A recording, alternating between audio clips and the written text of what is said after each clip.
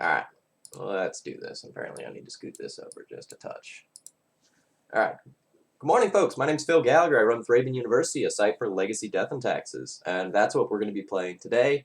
You know, there's no legacy GP coverage today, so for those of you that couldn't attend, I'm going to try to give you something entertaining for this morning. We're just going to play some good old-fashioned D&T, nothing fancy here, no major changes to my deck list in the last month or so. Something approximating this is a fine deck list and a fine place to be. This isn't particularly tuned for the GP or anything like that. This is just tuned for some regular old death and taxes play. So we've got a handful of graveyard hate cards. We're playing 5. Well, 4? No, it was 5. There we go. We're playing 5 graveyard hate cards. We've got to respect all the black-red Reanimator that's running around online. Otherwise, most of the stuff that's here is generic tools. There's a Pithing Needle here that's sort of a nod to the fact that there's a little bit more Stoneblade running around, and just having one more answer to Jete feels really, really nice. I couldn't really attend the GP myself this week, unfortunately. I canceled my trip. Been working on the old job search and couldn't really do that while testing and really be where I want to be at for either one of those. So made the responsible adult decision of not attending the GP. I'm still really sad that they don't have coverage of it, you know. But it is what it is. At least we have a legacy GP, even if there's no coverage. And it's in a weird spot on Easter weekend, in a place that doesn't have great access to an airport. Complain. No, it's okay though. Good luck to everyone who is out there. You know, it doesn't really impact basically any of you probably, because they're probably going into about round 2 right about now. Hold on. You're telling me that the coverage team wanted to be with their families during the holiday rather than at a Magic event? Hold on. It's preposterous. All the legacy players are clearly at the event. Why wouldn't the coverage team be there? The coverage team even gets paid to be there. What's the downside? Yeah, I know. It's a mess. And apparently it's about time for this league to end. Ends on the 24th at 5 a.m. Yes, I would be really disappointed if Atlanta didn't get coverage. I can totally understand this GP not getting coverage. Honestly, being fully serious here. There are going to be a lot of people requesting off the holiday weekend, and that makes sense. You know, being able to run a GP, sure, that's fine, but get coverage as well, that's harder.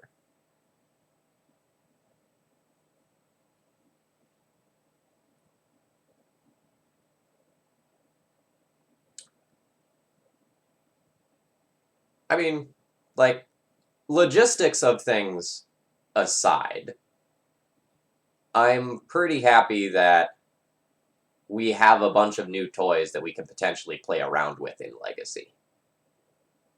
There's so many new cards from the set that are, interesting and potentially playable. And, a lot of those cards are going to be, fringe cards. They're going to be, sideboard cards rather than, format-changing main deckable cards. But there's a handful of things that, are clearly going to see a lot of play and are going to be quite good.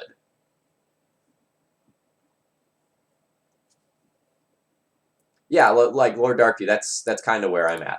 I love the card designs from this set. Maybe we'll get into some of that a little bit more in between rounds.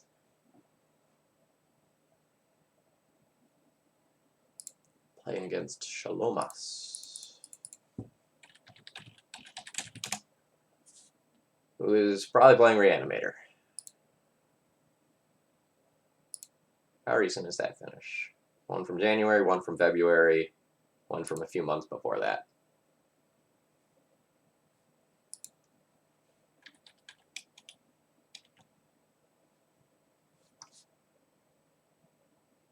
My opponent asks, what is your record this league? 0-0.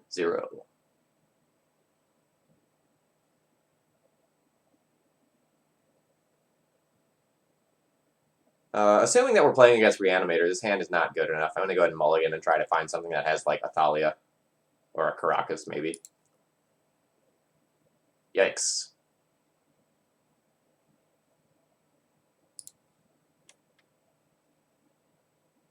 So this is the 5. I'll have to keep this. But it's not good.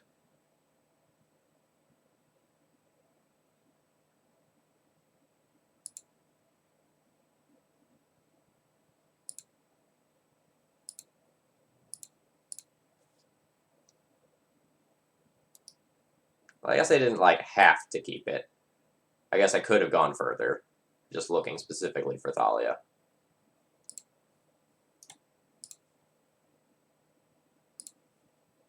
But I figured something with, like, a threat and a piece of removal,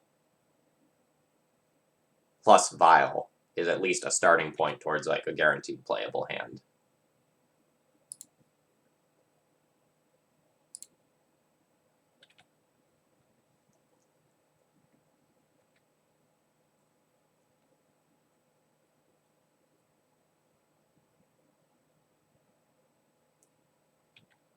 My thought was, like, the Wasteland is not going to be relevant this game, given Spirit Guide for looting? Spirit Guide for Animate Dead, sure.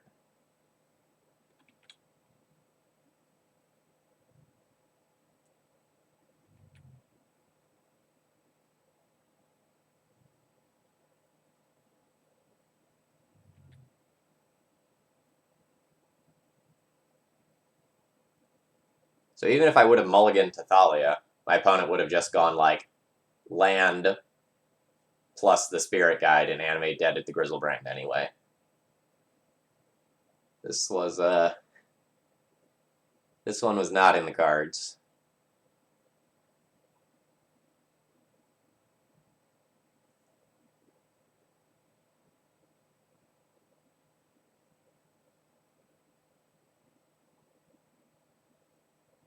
Yeah, the Spirit Guide is interesting.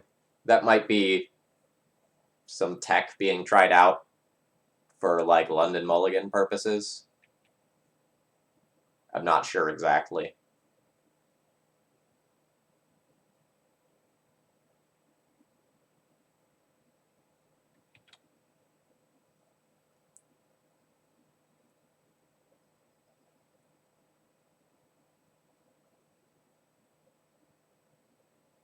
No, Felchmaster, they would have intuned in response to the Thalia.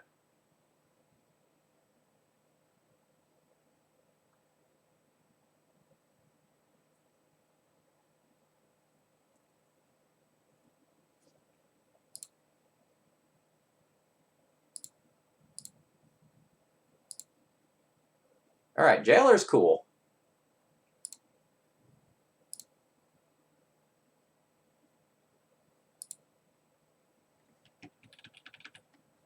So I don't think I'm actually going to fire off this Swords to Plowshares yet.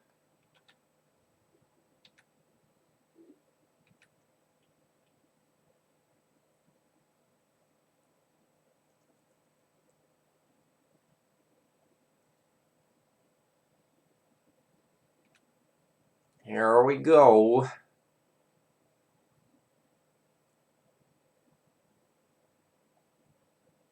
Yep.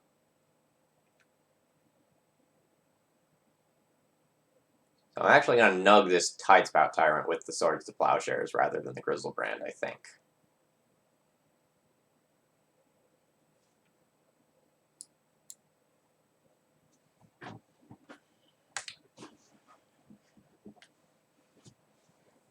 Like, how am I winning this game?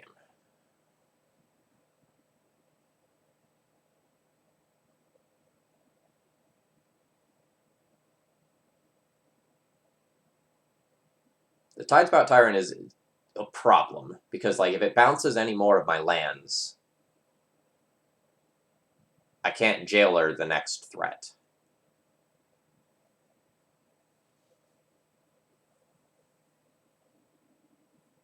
Like, the whole situation is bad. Like, let's not kid ourselves.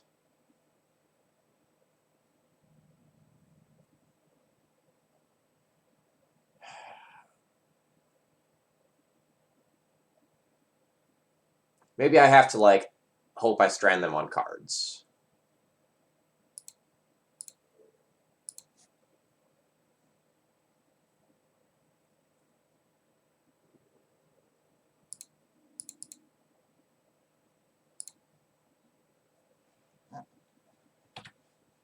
Yeah, Tidespout Tyrant is an awesome card.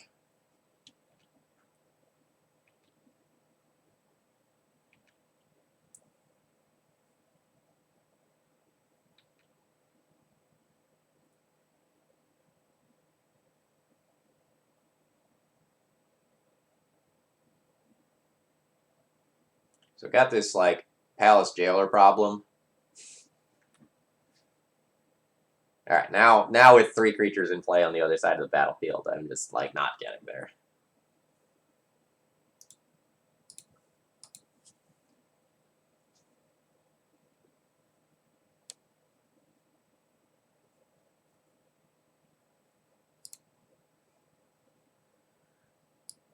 So I'm going to want probably Chalices, Judgment, probably Prelate.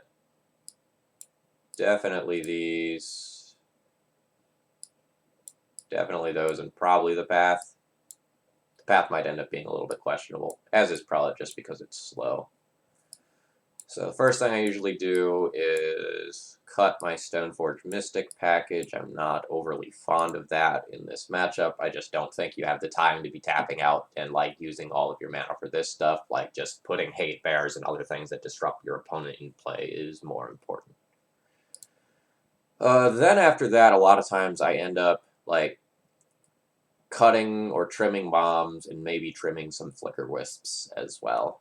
The Wisps have some utility, in that, like, you can blank an attack if you have the Vial, or you can, like, reset a Jailer or a Sanctum Prelate or something, but, like, it's definitely kind of a medium power level thing. But similarly, if you're bringing in Chalice of the Void, and you're, like, hoping to do that proactively, Mother of Runes loses a lot of impact.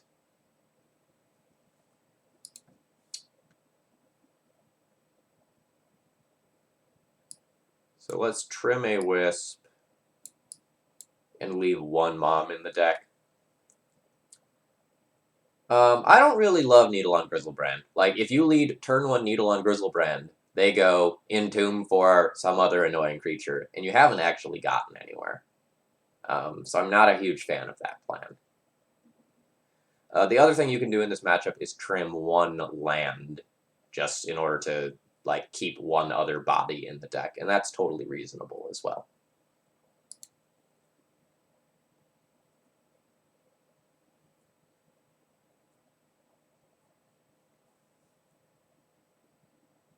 Like, the only thing I really like about Needle is that if you play it, it becomes much easier to Swords to Plowshares of Grizzlebrand profitably. Keep. Keep.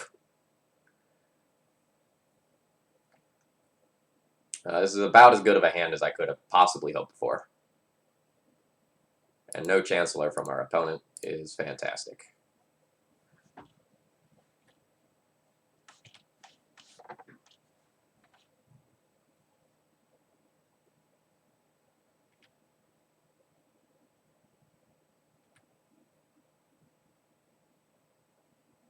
As long as they go for it without protection, I'm in awesome shape here.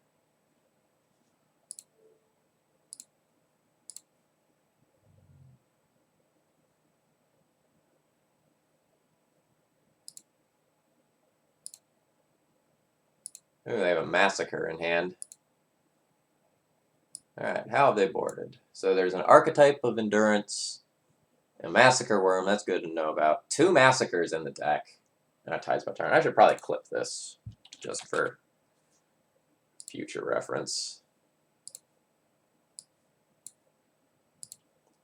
Why does this player think they need, like, multiple Massacres and Massacre Worm? I don't understand.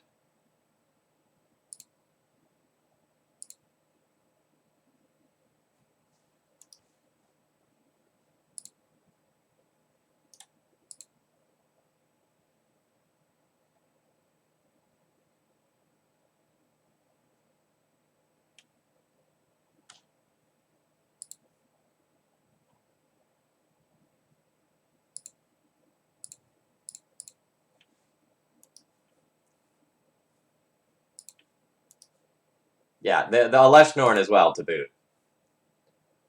So, like... No, actually, I just want to move this over here. Alright, and they just give up that game. That makes sense to me. Alright, knowing that they have Massacre and Massacre Worm, is there anything that I want to change about my deck?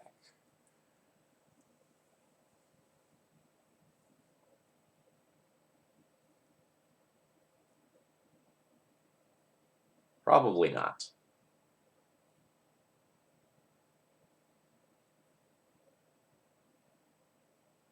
I think I'm just going to run it back as is.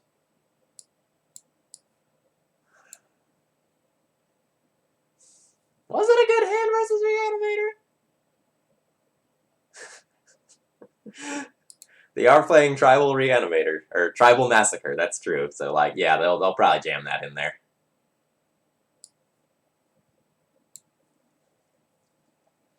It's kind of interesting that our opponent had a Spirit Guide.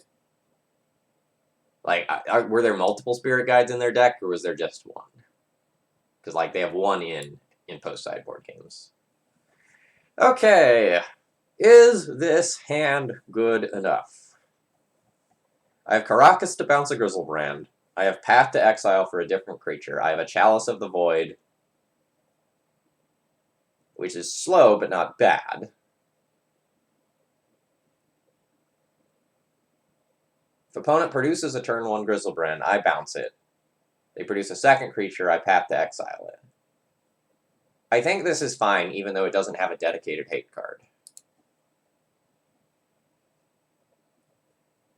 Like, I have 6 cards that are relevant in the matchup, 1 card that's dead.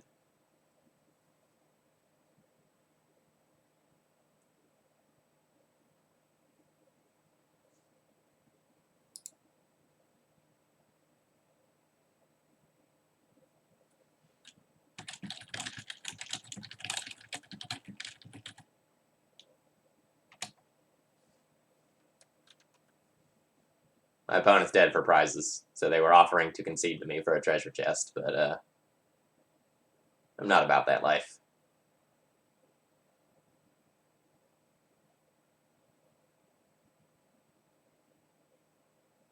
Alright, so they start with Chancellor.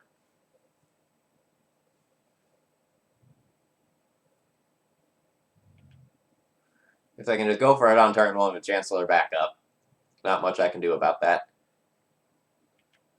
Yeah, here we go.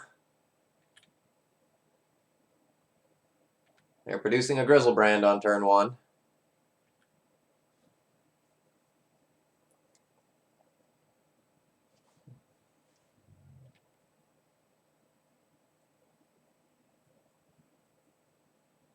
The Grizzlebrand itself on turn 1 isn't that big of a deal, like, given our hand.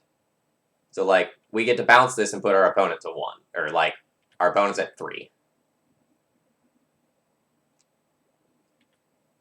It's if they can produce a second creature that things start to get a little annoying.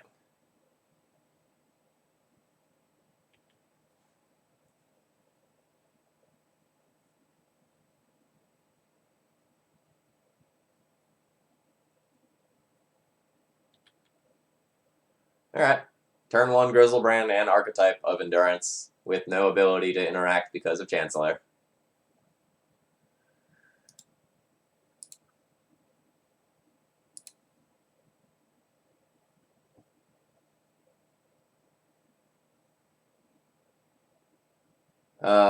Bribery rules don't really work the same on Magic Online as they do on paper.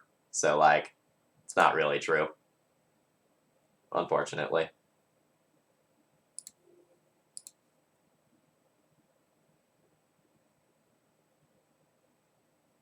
You're basically welcome to do whatever the hell you want on Magic Online.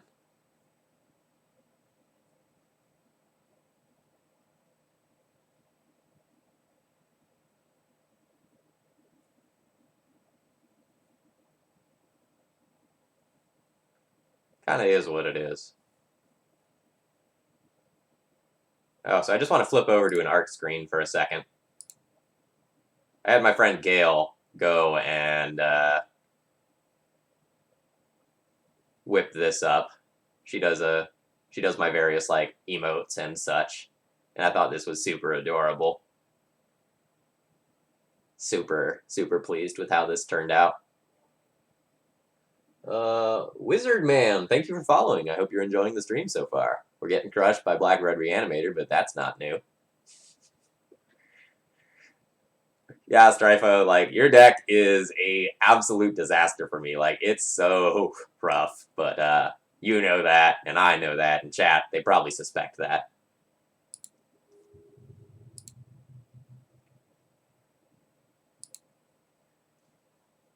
Yeah, the little graffiti in the corner was super cute. I was a big fan of that.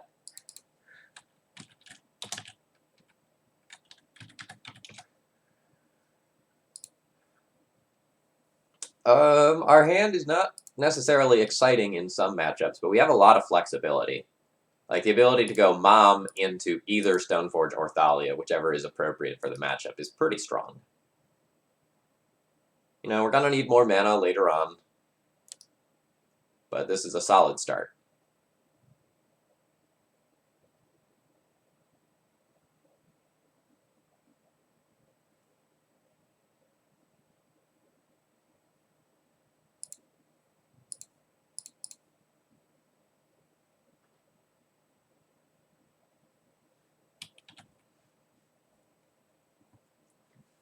So just Island Go can be a lot of things, but Thalia is going to be better than Stoneforge Mystic against most of those things.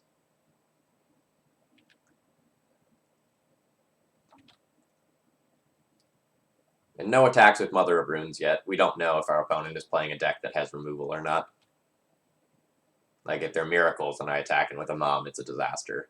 If they're like Show and Tell, though, and I attack in with a Mom, that's totally fine.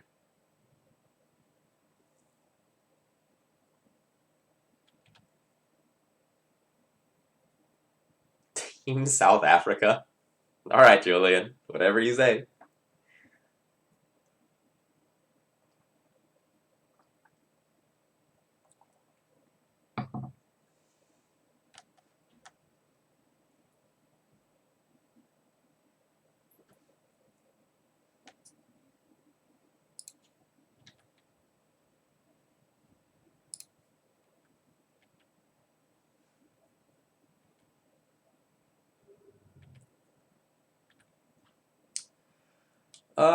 What am I doing this turn?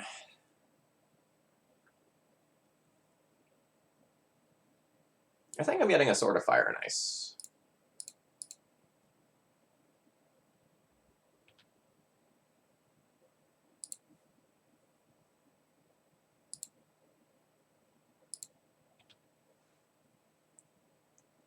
Look, we can't get every single color that's on a flag in there. Like, I get it. I get it.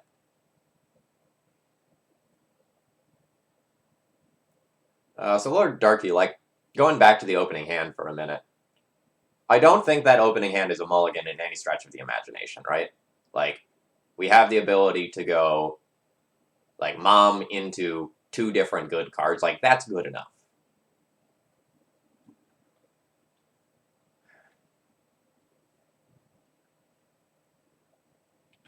I mean, we could be playing against High Tide. Like, it's starting to feel more likely.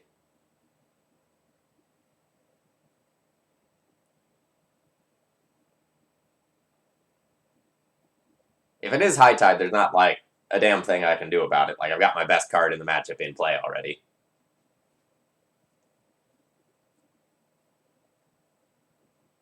That is just, like, two basic islands, only one of which was fetched. It could be High Tide.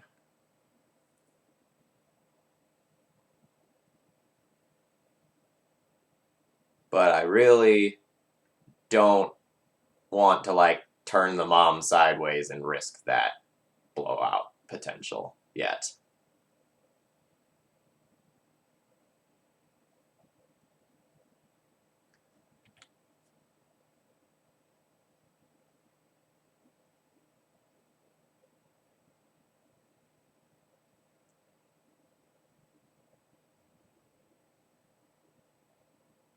So I am just going to turn both of these sideways, though, rather than put in my sword. I think I'd like to just, like, play and equip the sword in a single turn.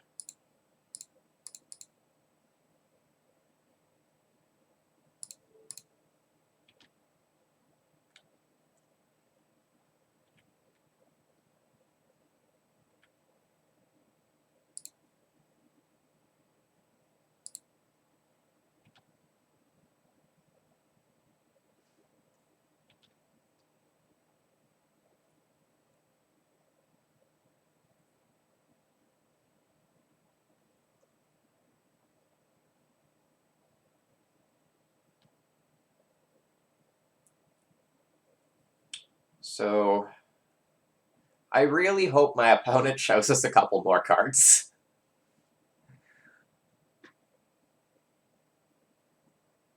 They might be, like, considering whether or not it is correct for them to concede here rather than show more information. Because, like, if they're just, like, miracles that, like, happens to be on a triple island start and happens to play Polluted Delta as one of their flex fetch lands, like, we could get totally punked.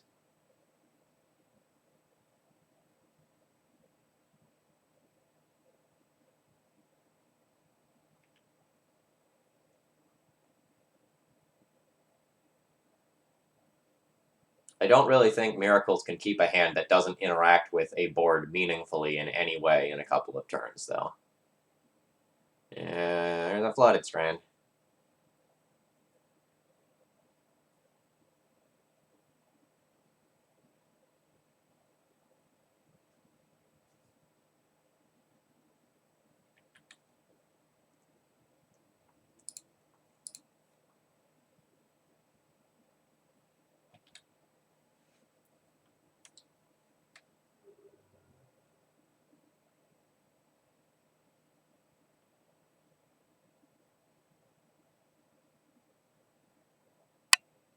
See if we just eat it super badly to a Terminus. Nope. If it's basic island, it's High Tide. It's High Tide. Alright. So we have lethal on board. They've got to go off through Thalia this turn. That is not impossible at 5 lands, by the way.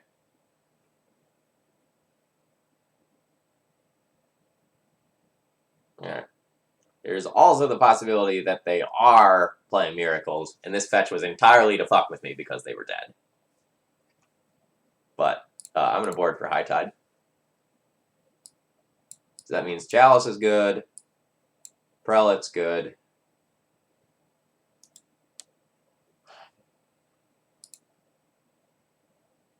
If they're on a Snapcaster build, this is fine. If they're not, loose. Cataclysm blowing up their lands is probably fine. Like, if I make it to that stage of the game, like Nito, I've probably already won anyway.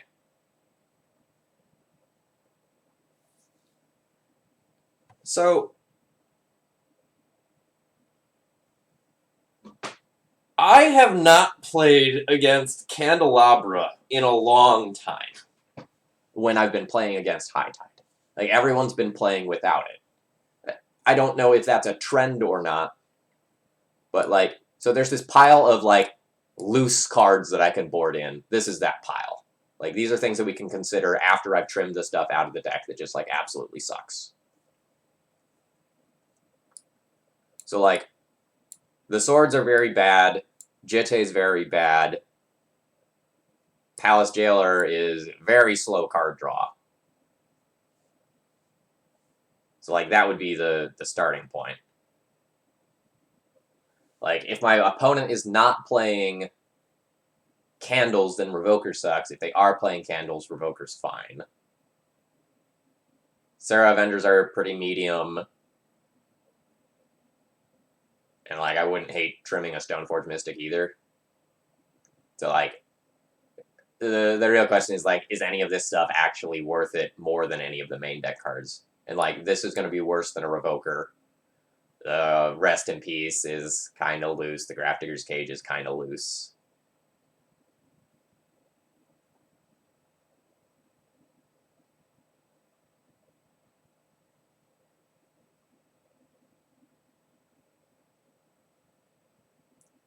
Reb Smash, it is possible it is a mono blue Omniscience deck.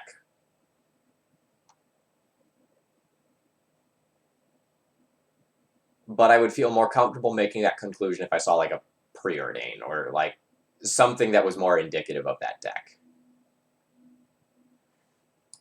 I think I'm going to submit this and, like, reevaluate after I see some more cards. Like, it's possible that I've just sideboarded wrong.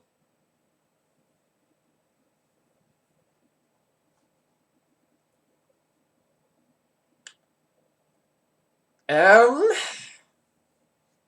going to ship that one.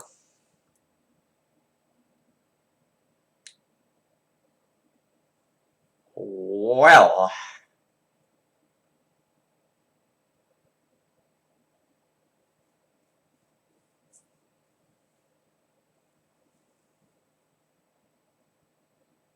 this is a tricky hand. On the surface, this hand is not good. However, I have this Cataclysm, and I have this Surgical Extraction.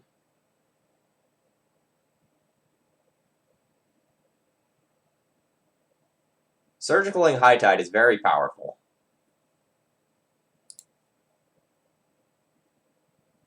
I'm going to go ahead and ship away the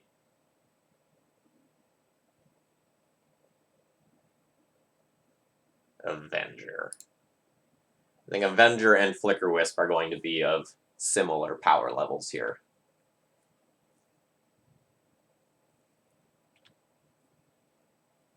Keeping the Flicker Wisp, like, hedges slightly against us being wrong and our opponent having Omniscience.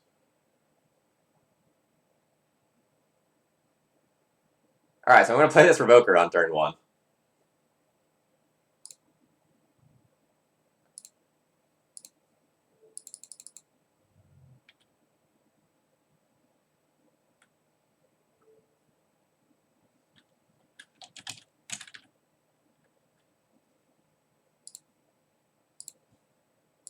Ancient Tomb is not standard. It's something that people are mucking around with.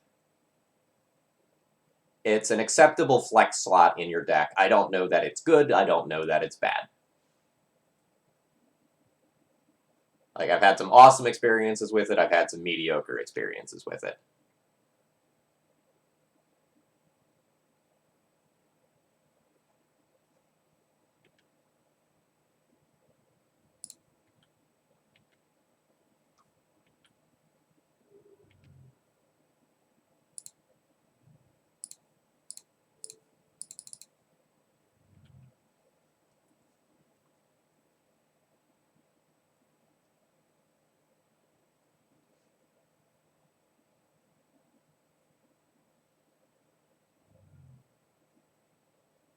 Force Pitch Wipe away. Alright. Again, probably High Tide.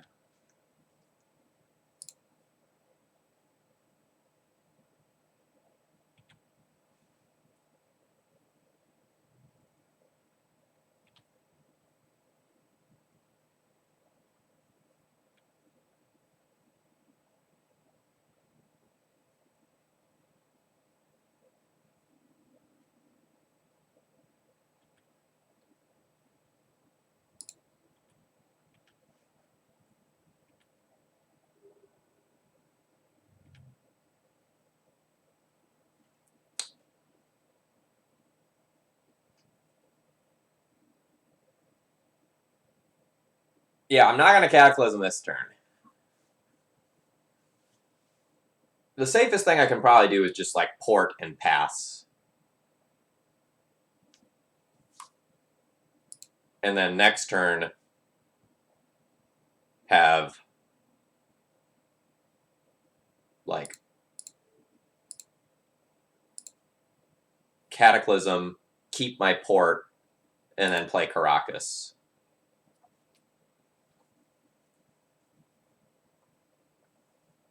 Or I guess this is kind of bad, right? Because like I don't have double white now for Cataclysm without playing another land. So maybe the correct play there was like play the Wisp. Oh, it was show and tell the whole time.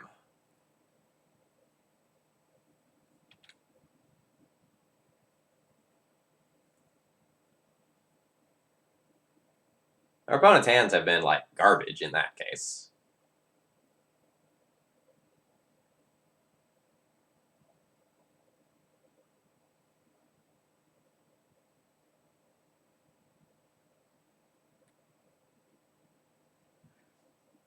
All right, information time, chat.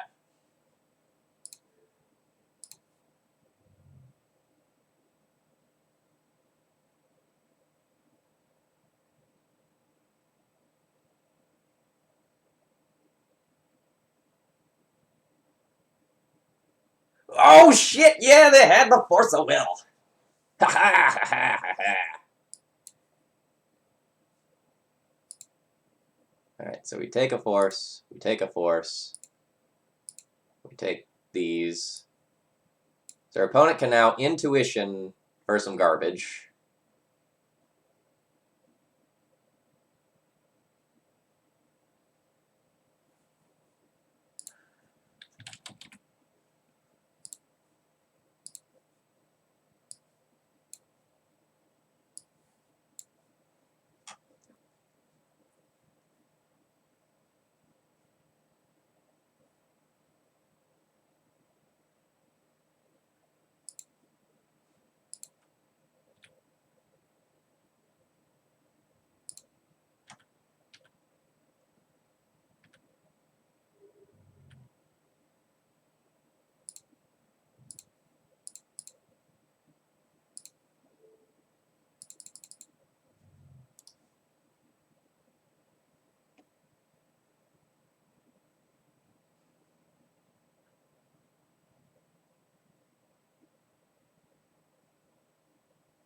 So our position is great. Our opponent is incentivized to keep their ancient tomb so they can try to show and tell in Omniscience, which is what I presume they're going to get off of their intuition. But if they don't hit land exactly as their draw for turn, then I just get to go and port them out of this game.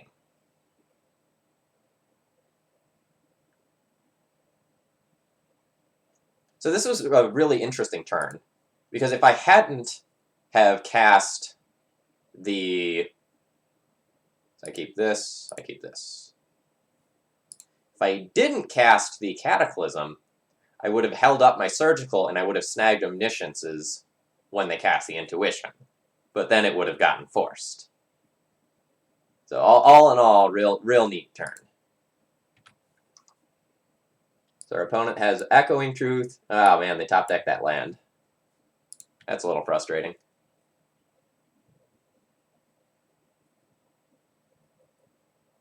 Not unlikely, necessarily, but frustrating.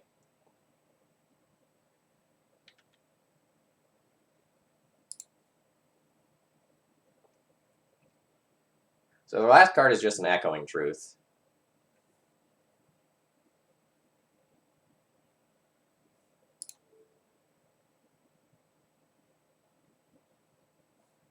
So they have literal 0... Or no, they have 1 Grizzlebrand, so I should reset this.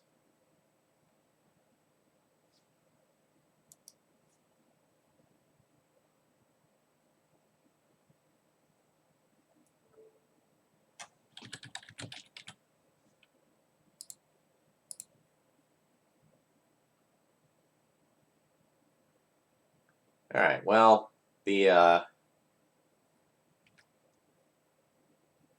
if they didn't draw that land that turn, everything was just insane. They should probably Echoing Truth the Flicker Wisp here, yeah.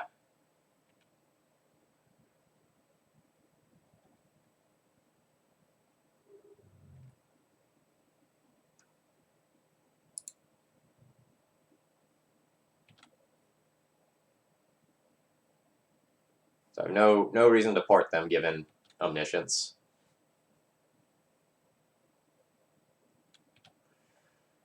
Scary times.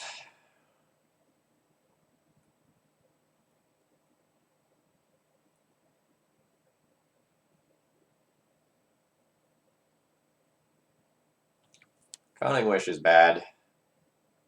It's very likely to lead to a kill. Yeah, just Eldamari's Call for Emrakul.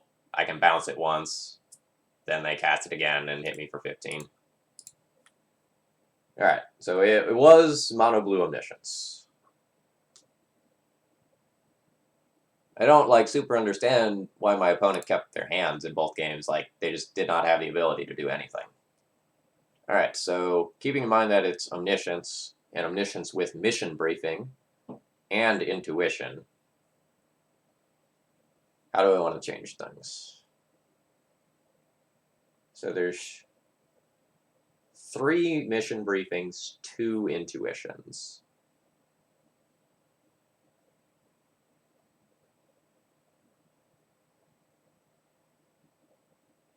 So I'm going to want Relic Order. Jailer becomes not good, but acceptable. Council's Judgment is fine. Rip may be justifiable. It's probably on the wrong side of justifiability, but I will consider this. And it looks like my opponent has 3 Emrakuls, 1 Grizzlebrand, 1 Eleshnorn as a creature suite. That's probably not enough to warrant Containment Priest. Alright, so I don't want to be playing Cataclysm. The Chalices are still fine. The Revokers are now, basically dead cards, like shutting off Grizzlebrand, not necessarily where I want to be.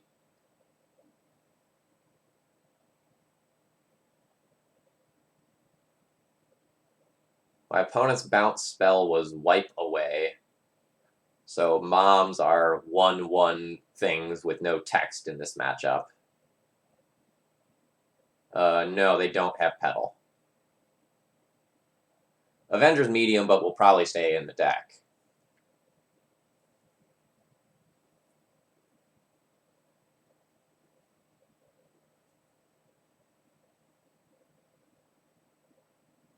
I think Cataclysm's just too slow, honestly. I'd rather have things that interact a little earlier. Oh, that's right, there was 1 Echoing Truth, so Mom isn't 100% dead, just 95% dead.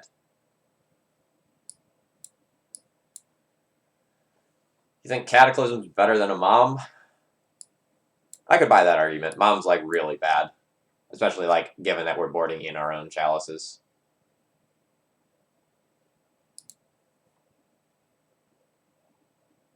Let's ship this.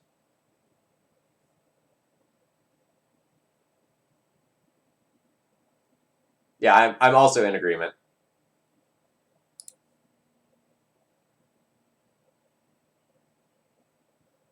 Yikes.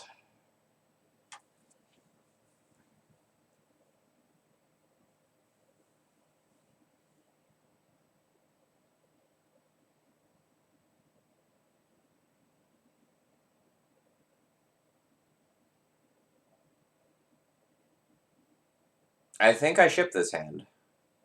It's a Vile hand, which is obviously very powerful. But I don't really have a game plan to win. I can't do anything in the first 3 turns that matters with this hand as it stands. Prelate is great, but in order to put it on 3, I need to make it to turn 4 with this hand. I don't know that that's viable. I think an average 6 is probably better than this.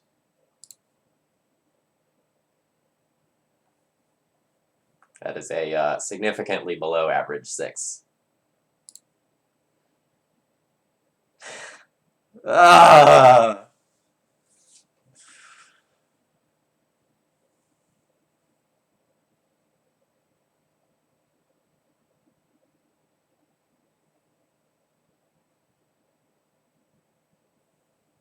This is awful.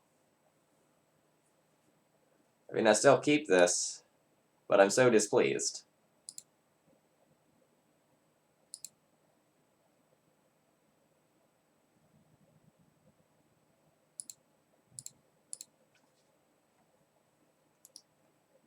This hand does things. Accurate.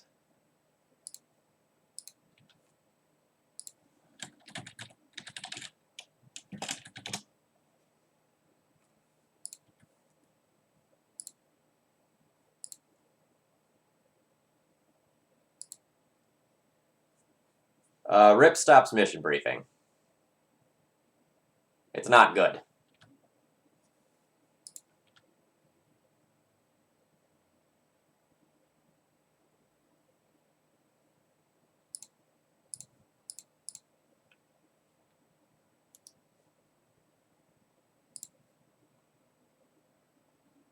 I actually think I take the sword here and try to draw into something that matters.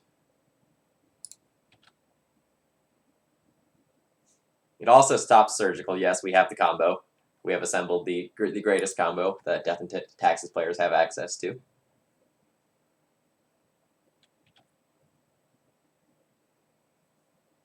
Not like we're tapping out for this rest in peace right now, anyway.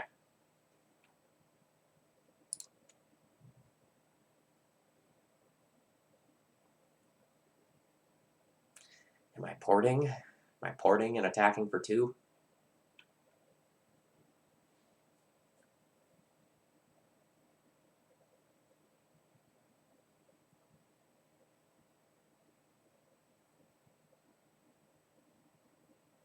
I think I'm porting and attacking for 2. I'm not happy about it.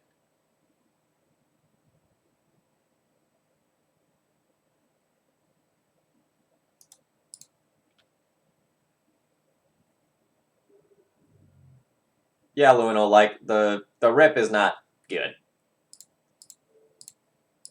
Playing some other card over it, totally fine.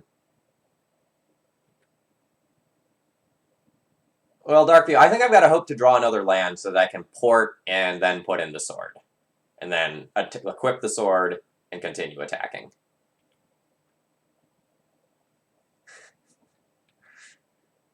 Luno, I like that level of going deep. It's like the fetch in response to a Past in Flames, counter the Past in Flames, extract it line.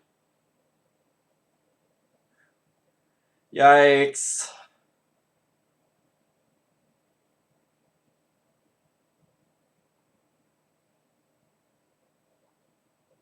So we're going to be just like stone cold dead to a show and tell if they have a land.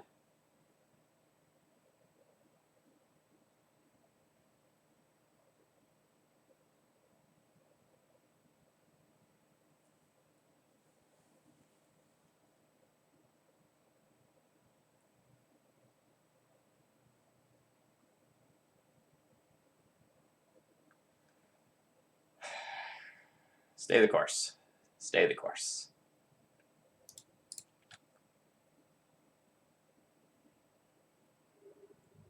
There's no way in hell I'm surgical in Brainstorm. Like, I need to save this for an intuition. Like, I have to play towards high upside plays at this point.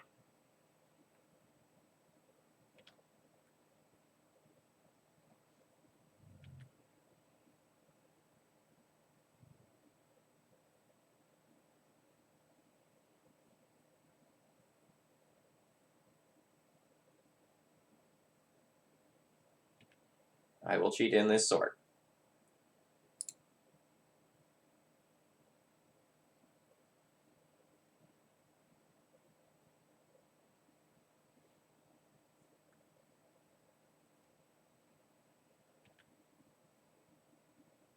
This is just going to be Cunning Wish for Eldamari's Call for Emrakul, which is good enough. Yup. Show me that you still have Emrakul in your deck, friend.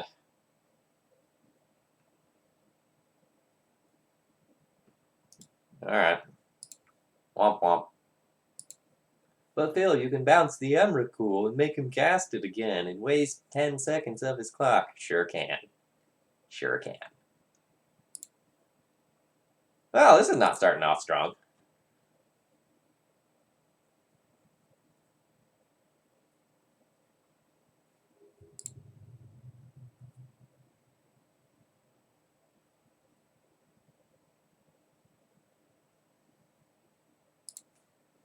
Playing against Nitro.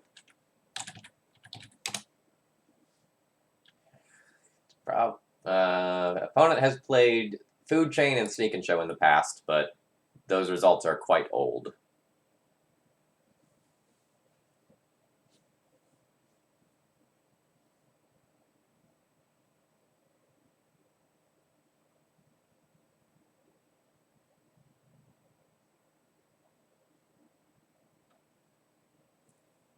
If our opponent is Sneak, this is a medium power level hand. If our opponent is not Sneak, this hand is probably bad.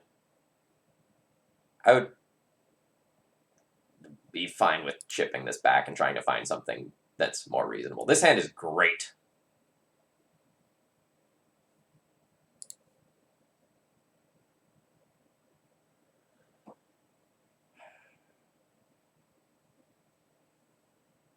The choice for what to put back is hard.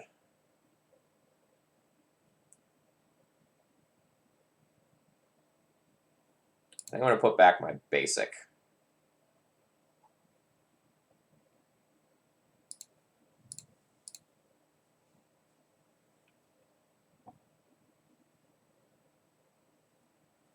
The reason I'm putting back the basic is that I'm hedging against them still being on a show and tell deck, in which case hiding this Caracas for a turn or two is useful.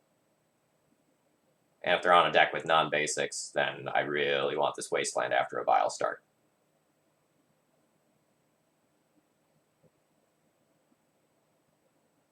Yeah, so like the obvious level 0 thing is that like the London Mulligan makes the like A plus B combo decks so much better.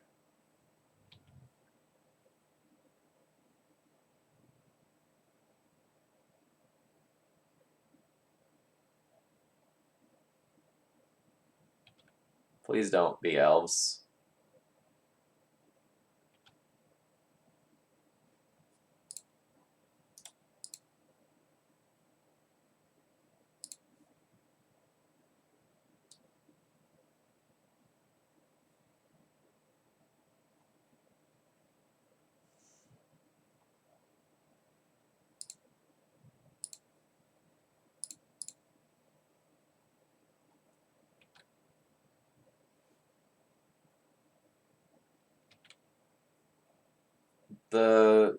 The London Mulligan is certainly, I wouldn't say warping the format, but it is actively affecting it.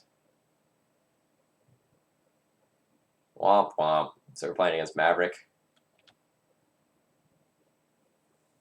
So Thalia's basically dead. Well, this turn got significantly better.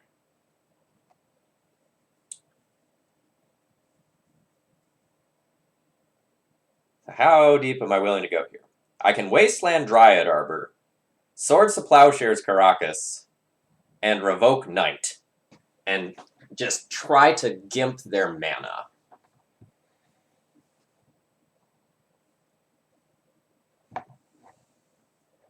It's a little bit risky, but it's a super high upside play.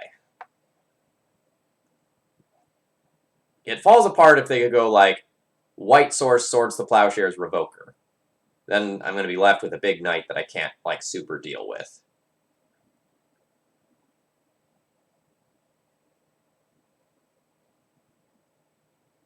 Sorry to say that wrong. Wasteland Caracas, Swords Dryad Arbor, Revoke Knight.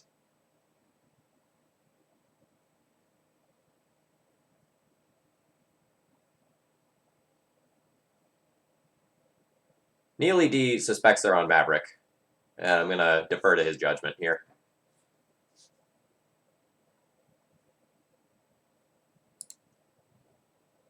Always bolt the bird, you say. All right.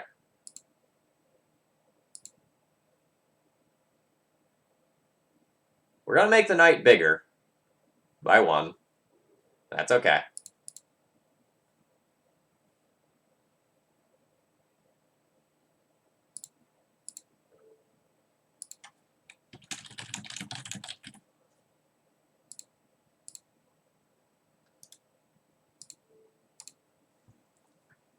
So I'm playing towards the strength of this hand, and the strength of this hand is mana denial.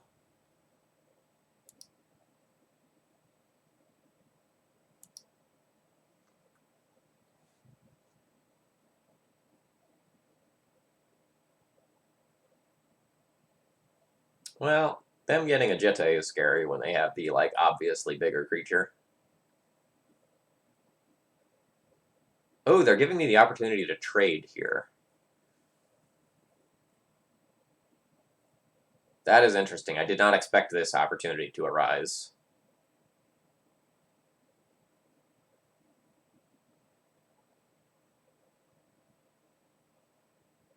I think trading may actually give me the best opportunity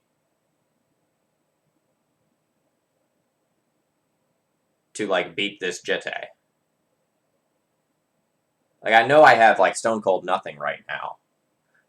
But, like, my own Stoneforge will probably race their Stoneforge. No, Thalia does not brick the Jitte. Because, like, they can just put it on the Knight.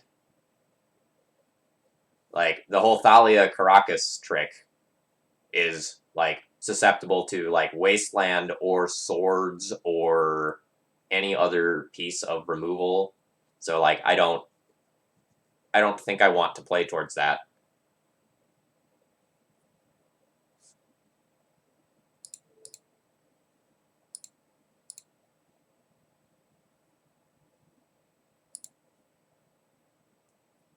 Yeah, if I draw lands forever from here, like, I'm just dead, right? I accept that. I'm going to tick this up.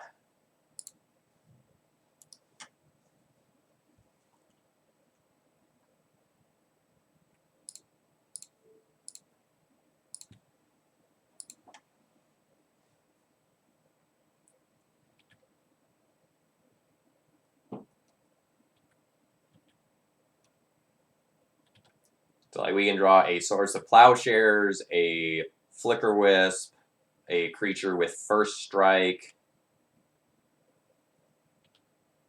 a Recruiter, a Palace Jailer, or we can just always draw lands from here.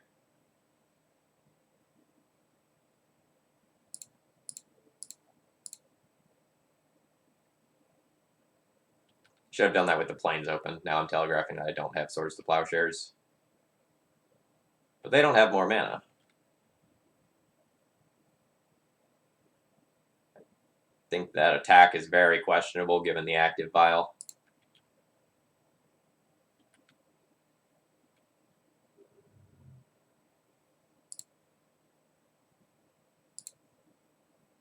Hey, I've done it.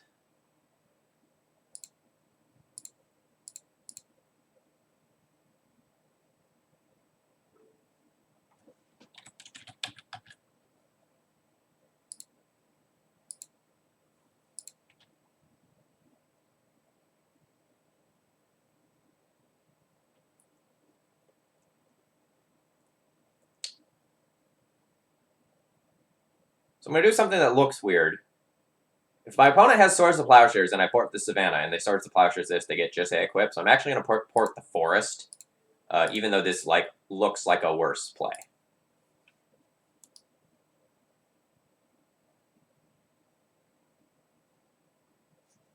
Oh, great!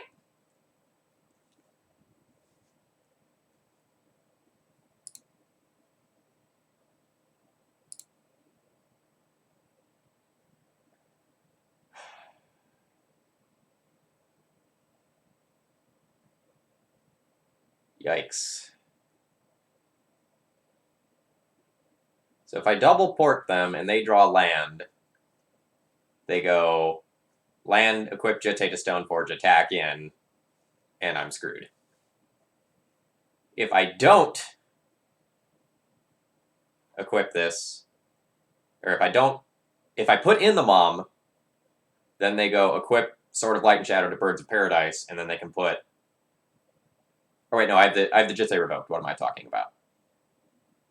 Sorry, I was convinced I was shutting it down with Mana Denial for a minute. Okay, starting over. If I play this Mom, then they can equip the Sword of Light and Shadow, get back Night, and this is a slippery slope towards death. I think I have to, like, continue porting, and I think it's just, like, terrible.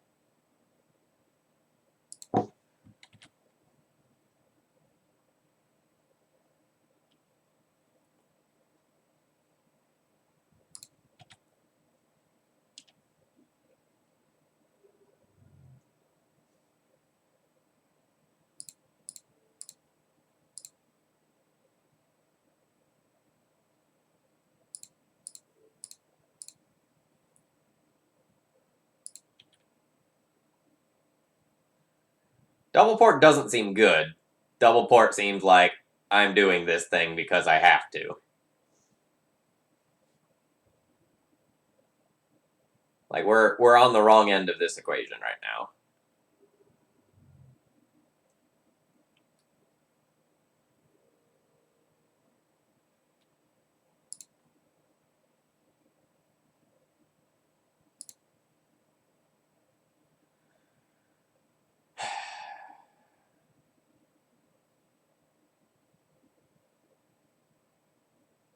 So if my opponent doesn't draw a land, I can keep them from playing this Knight and just continue to take damage. Or I can just, like, accept that they're going to play the Knight, play Mother of Runes, and then I'll just start getting wastelanded into Oblivion, which I can't really beat right now. I need to get this Batterskull into play.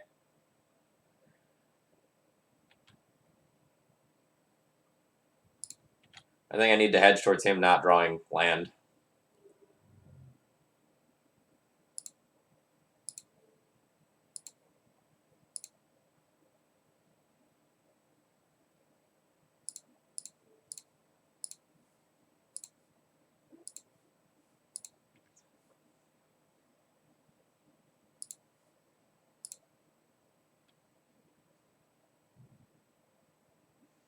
Poop!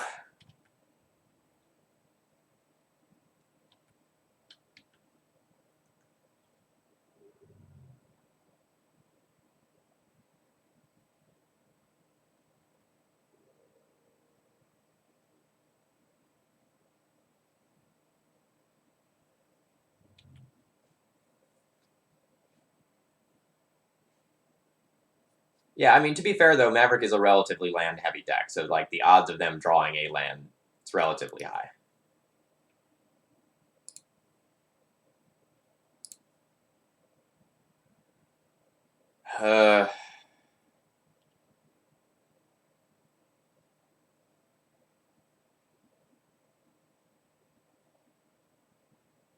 This one has slipped away. I don't think I can win this game from here.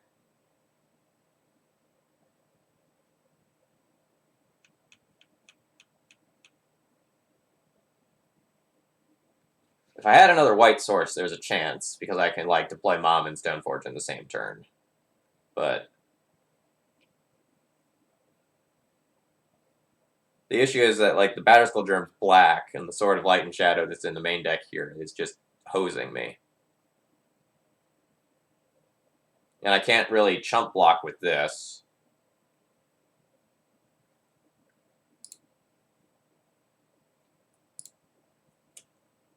So I think the world where I possibly win involves me playing out this Mother of Runes.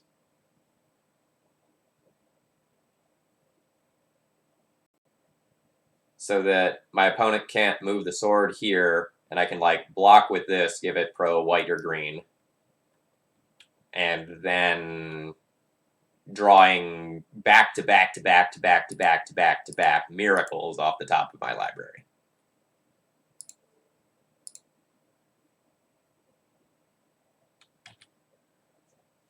Yes, by miracles I do mean Flicker Wisp. Yes, that is correct.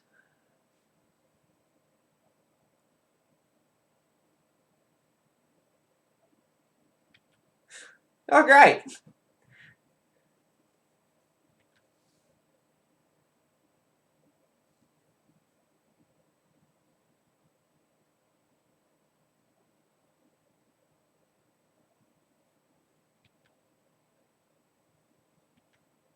I'm really surprised that drawing a card is what they valued as being the best thing to do with their mana.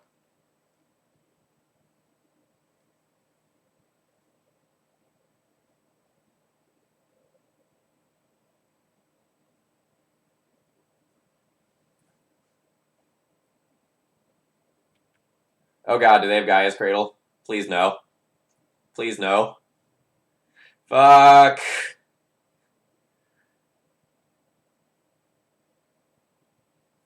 Alright, so I'm super dead. I take back the comments about, like, the best things to do with their mana. That was fine. No, this is game one, so, like, we're mega boned.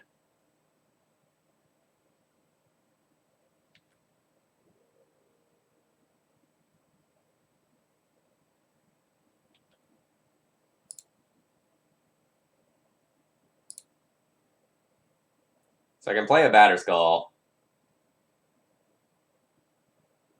I guess I will. Like, let's make our opponent play well. But, we should be dead.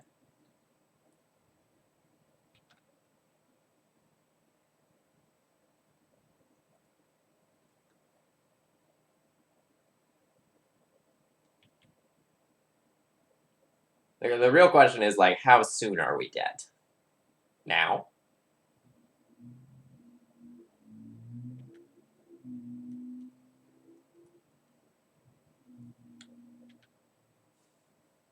Rip lands.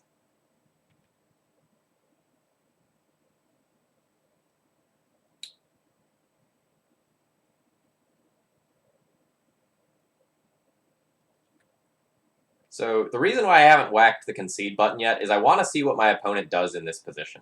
Like, are they just going to try to kill me, or are they going to continue to just extract value and deny me resources? That's useful information for later.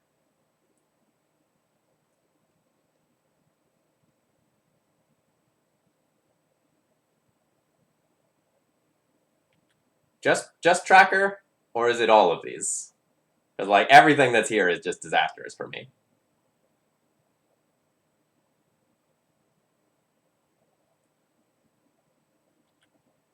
Alright, yeah, that's about what I expected to happen.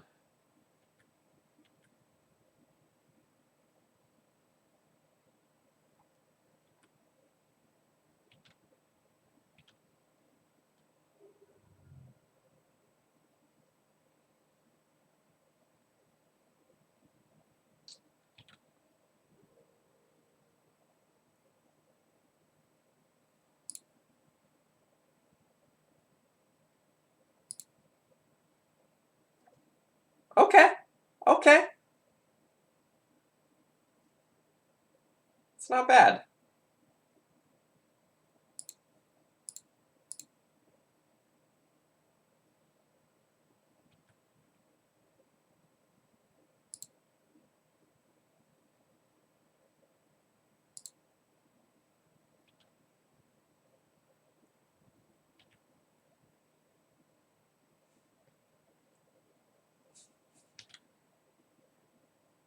There are timelines now.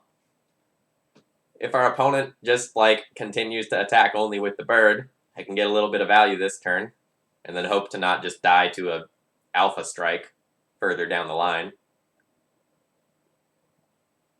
However, like, the tireless tracker just drawing towards removal eventually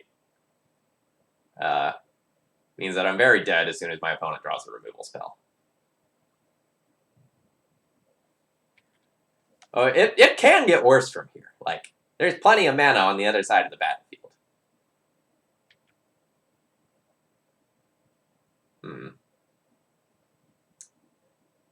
Yeah, that ain't great for me.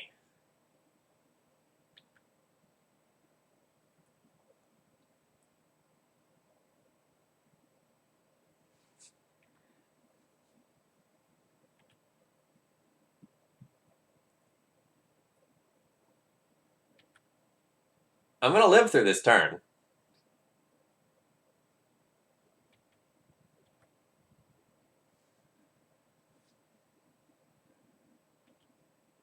which is kind of humorous in and of itself.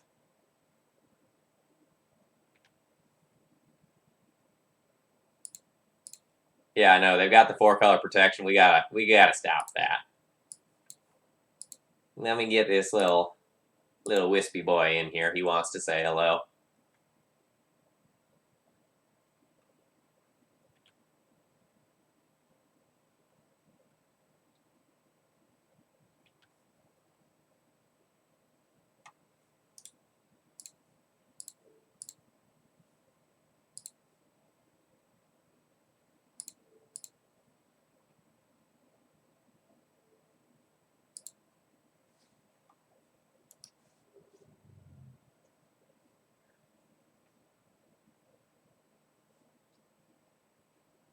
The issue is, like, even if I draw another wisp off the top to do that for another turn,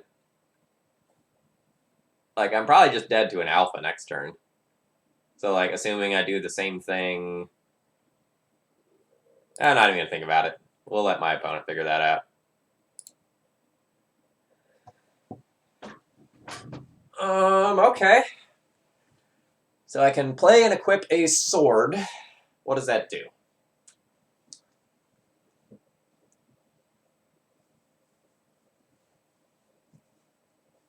It leaves me just dead to the bird attacking in the air, being pro-white. I can't kill it. Can't block it. I can equip my Batterskull to my Flicker Wisp. Does that get me somewhere? So that would put me to 5. Then I'd gain 7, go up to 12. Alright. Maybe that gets me somewhere. Probably not.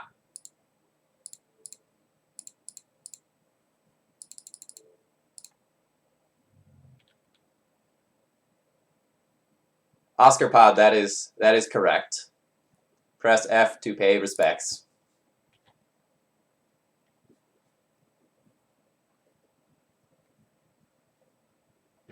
Yeah, so they're probably in about round 3 right now, if I were to guess. Yeah, Wit's End, I'm with you. I'm pretty sure I'm dead, but, like, I'm going to make my opponent figure that out.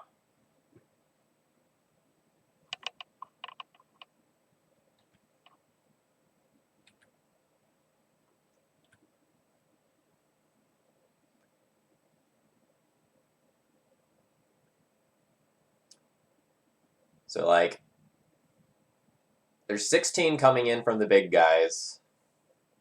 The Sword of Light and Shadow might go somewhere funky and dictate my blocks, or it might just go on the bird. Ah, I see. Yeah, so in the time of the GP, it's 11:03 a.m.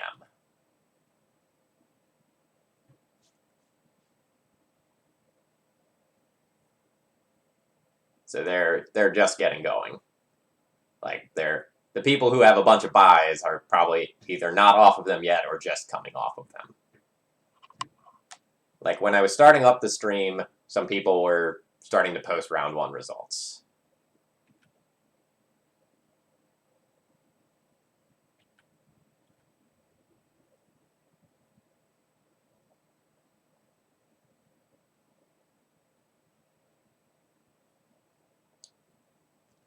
So my mom is going to die to the Sword of Fire and Ice trigger this turn. And then I'm probably dead the next turn.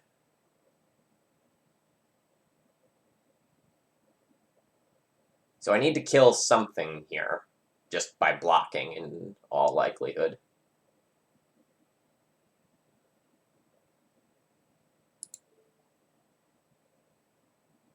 So let's take out this bad boy.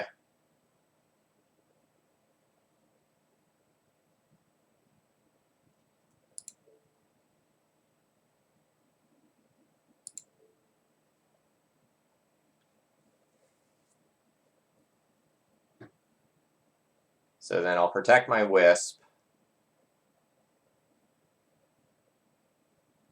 Lose the Revoker. Hope to draw a land so that I can put a sword on Flicker Wisp. And go from there. So this would be 12. Nope, I can't block like this. I am going to have to lose.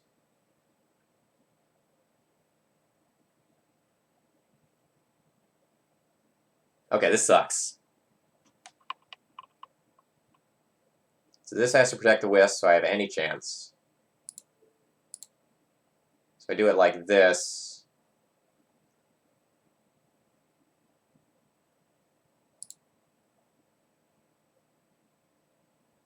Oh, my opponent can just, like, no. I'm going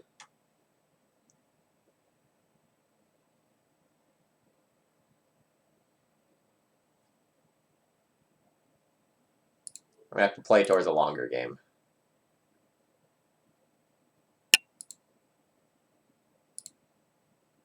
So maybe let's hold that back. You know what? I'm going to concede this one for my clock. Sorry, I just realized I'm at like 10 minutes of clock. It's not happening.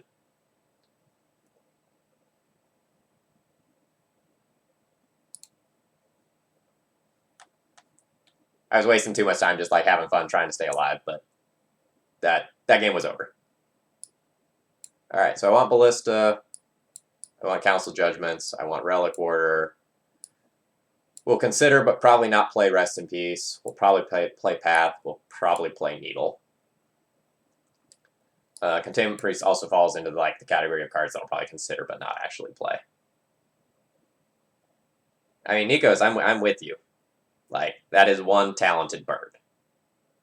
All right, so what don't I want from the main deck? I don't want my Thalias. I don't want my Sanctum Prelates. The Palace Jailer is a little bit dubious because, like, the possibility of this being stolen from me is very real, but it's also a, like, very high upside card when it works. I don't know that I should actually play this. Gideon Ally of Zendikar is a fine card. Like, you play Gideon or you play Cataclysm, probably not both. Like, hedge your battles. There are some people who play Karn in those slots as well.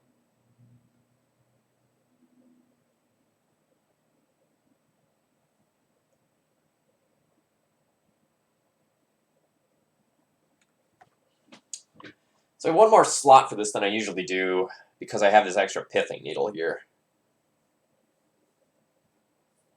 So what do I want to do about that?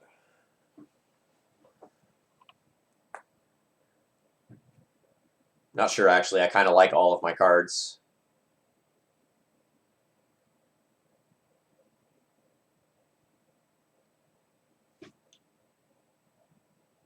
You're just not bringing in the Path. Karn's good in basically the same matchups that Gideon's good in, so things like Miracles and Grixis Control.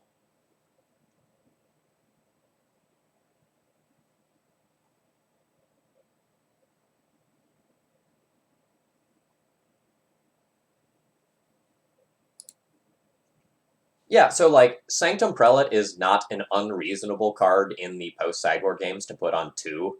However, like, what would you want to take out over it? I'm already having trouble in that regard.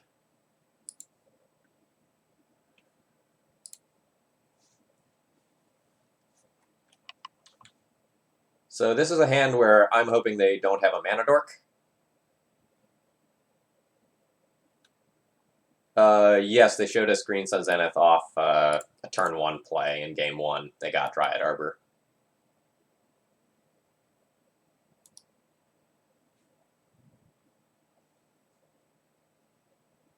Boo.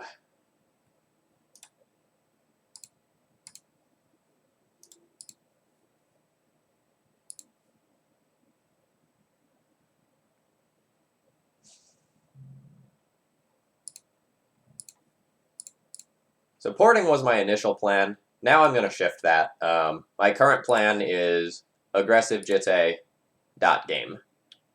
Like, Vile in Jitte, Vile in Sarah Avenger next turn. And just try to just steal one.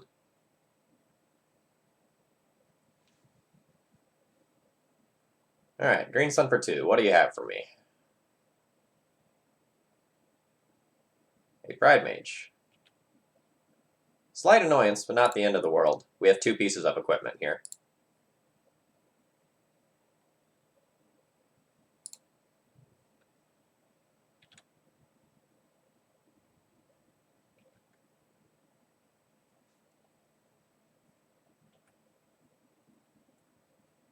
Needle's great. Like, sure, sometimes it gets answered, but like it's a very powerful effect.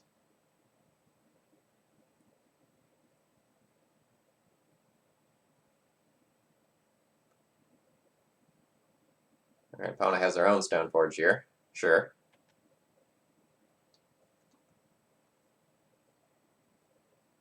Their own Jitte, now they get to hold up the Pride Mage activation.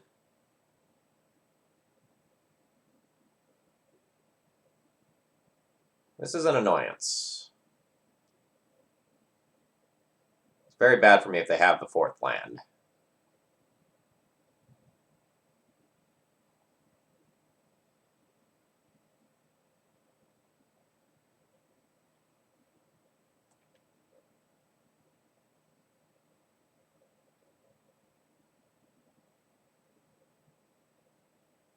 Oh, I probably messed up there. I should have considered porting down their last mana source. No, I guess, like, they were wastelanding me. Never mind. That's not a mistake.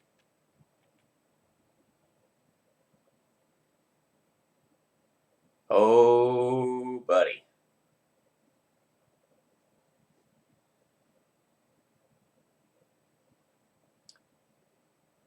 So how do I want to do this?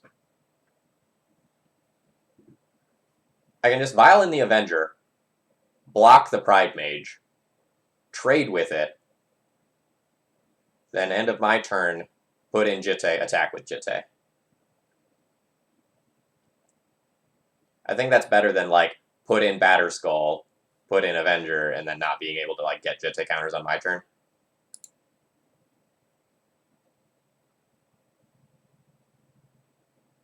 What do you mean, do we double block?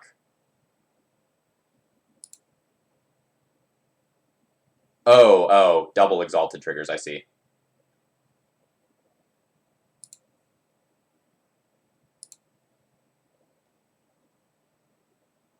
Yeah, we double block.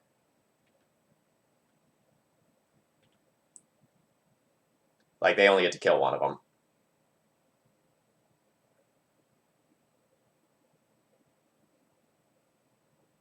And I guess I'll get to see which way they're ordering the blockers.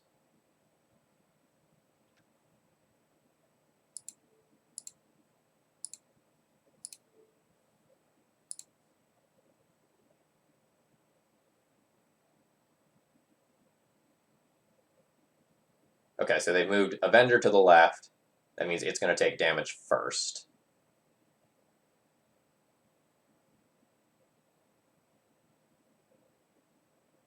So this is fine, so I just let the damage go through.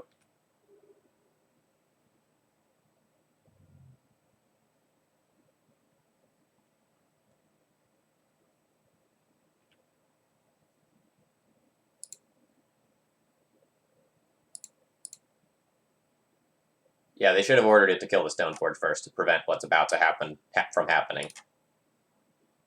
Now, if they have Plow, it doesn't matter, but if they have Plow, they should have already used it. Dude, that is strong. So I don't think they have Plow.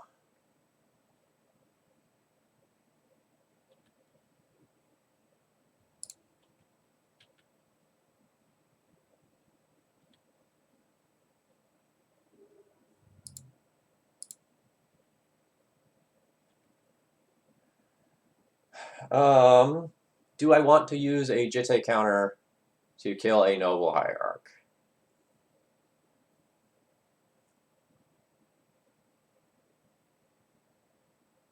No. Probably not.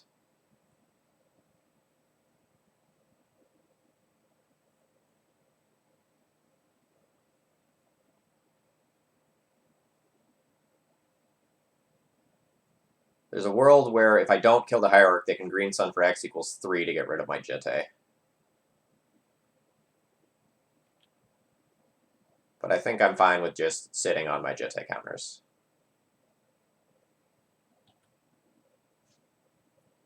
Like, between the jitte counters and Recruiter of the Guard, I have a huge degree of flexibility that I can leverage.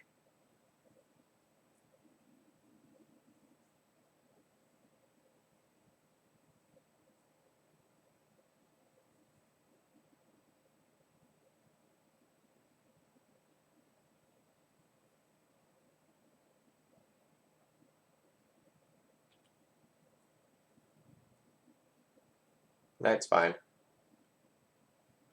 I'm still bigger than it. What are you doing with attacking with that?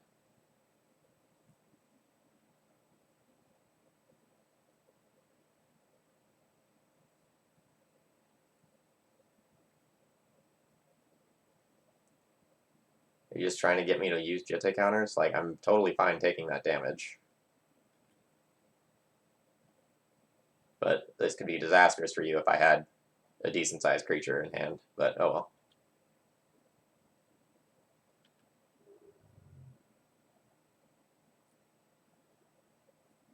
Ah, I see.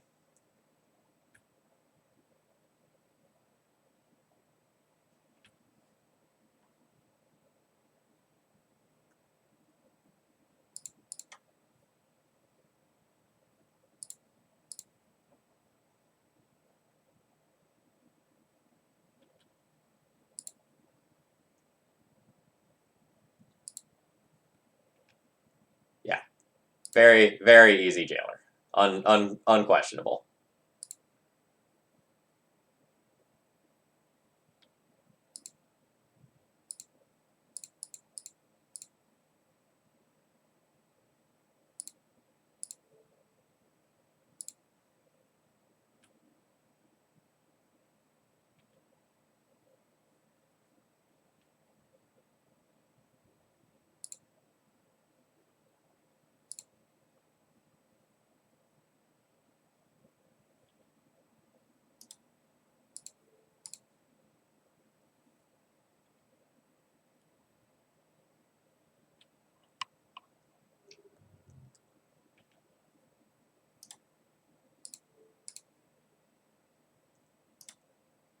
Now we'll just machine gun everyone down. Just clear the board.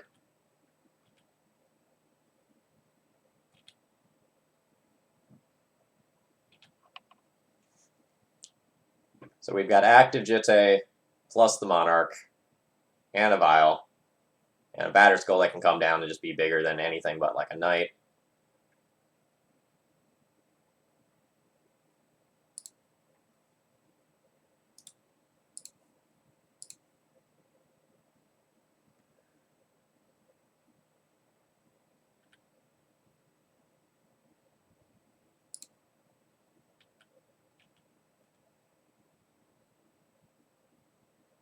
Note, I'm not really thinking through my lines very much right now. I'm just trying not to time out.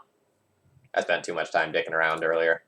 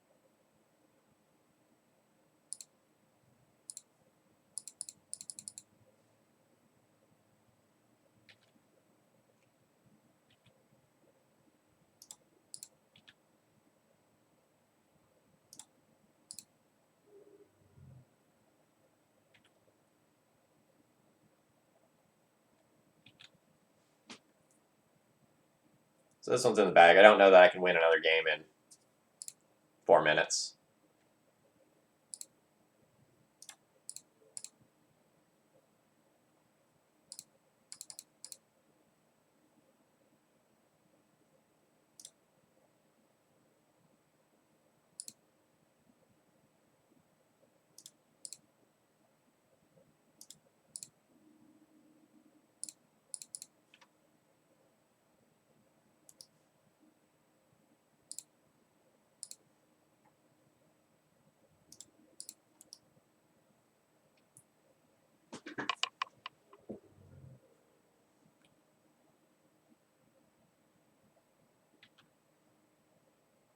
Yeah, that's a solid plains. I respect that plains.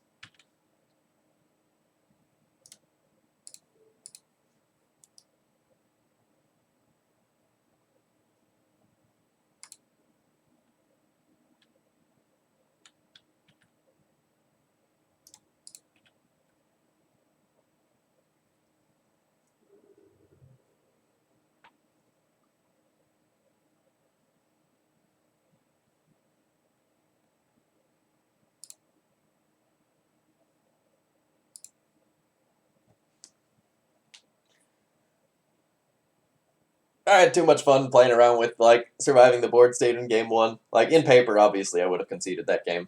But I still thought that we could get there in time.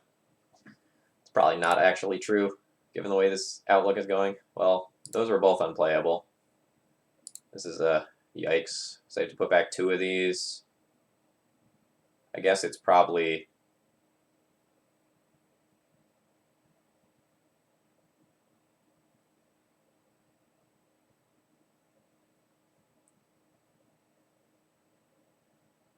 Vile port and just try to play this game out by casting cards. Like, I'm operating on very limited resources. So I don't think I want to, like, effectively go down 1 resource in order to make my mana work out.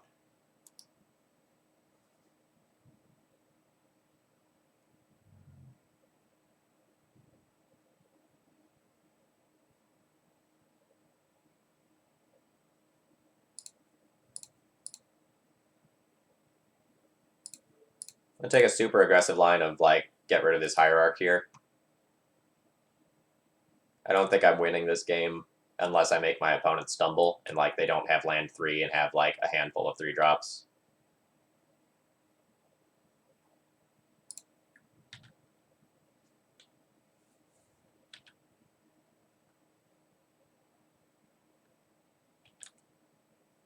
Scrib Ranger into Jitte, just get me. Just get me. You won't.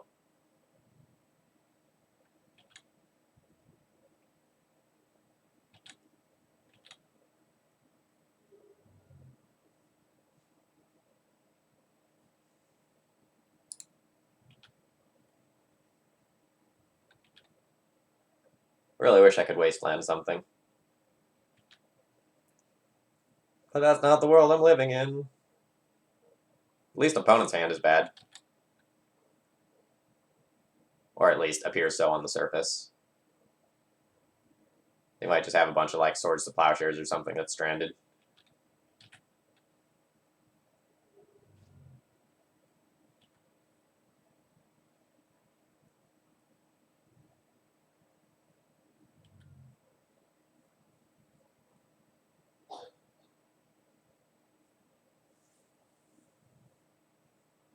Well, now I can wasteland something. I mean, technically I can, but you know.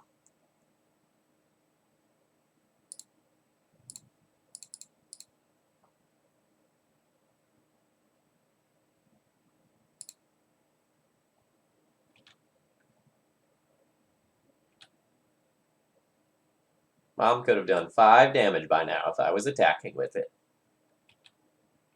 Oh no, he's doubled his clock.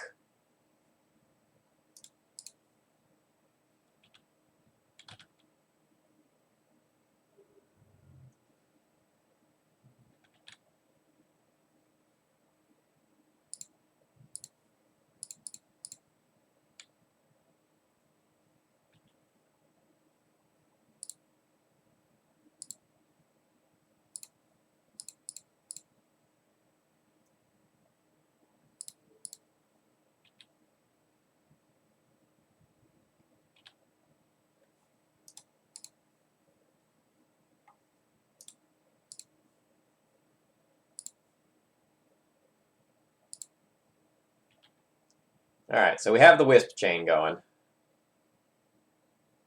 Which is potentially better than what my opponent has going on right now. That's very nice.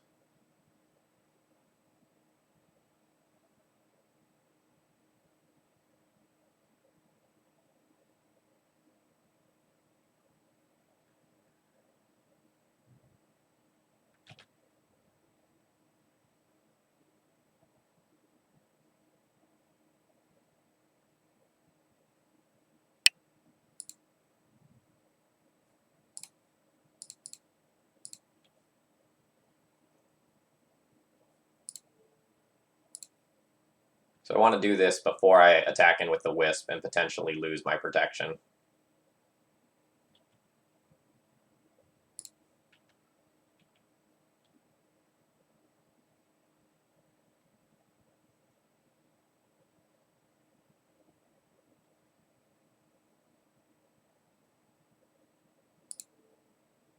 I mean, I'll totally bite.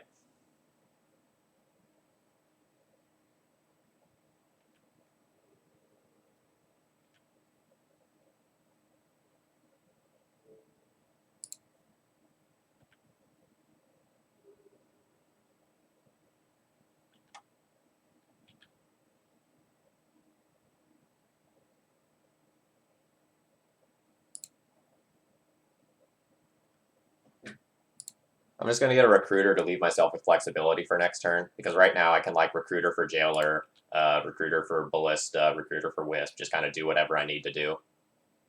I just want to have the ability to like go and answer like a piece of equipment on the other side of the table or something stupid like that. Yeah, there we go.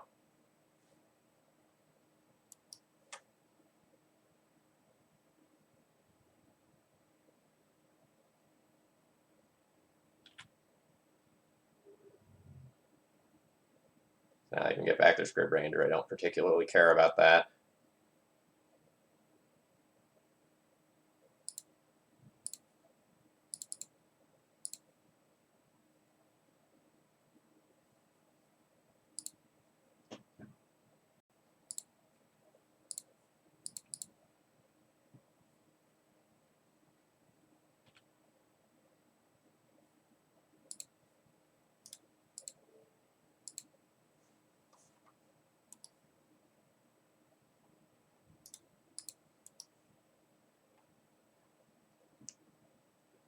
So I'm hoping to just like aggro my opponent down here.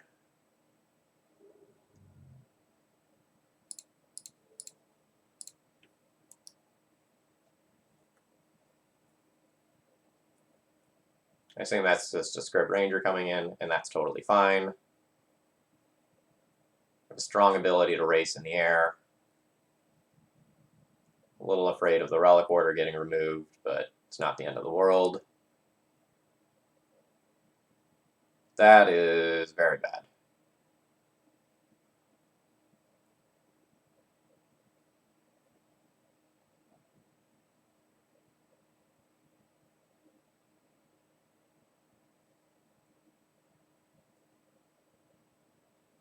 My opponent can cast that this turn.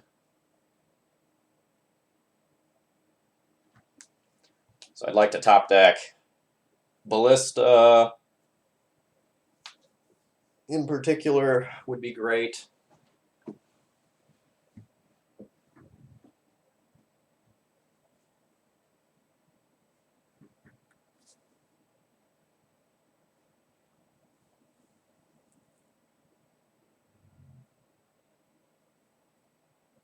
A Source of Plowshares would be awesome. Path to Exile would be great. That is not good. So I'll need to leave back at least one Flicker Wisp.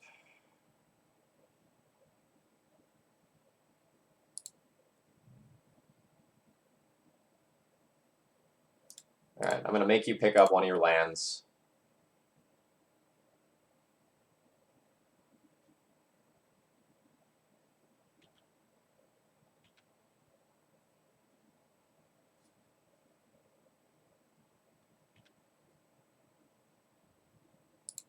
Still going to go ahead and attack with one Wisp.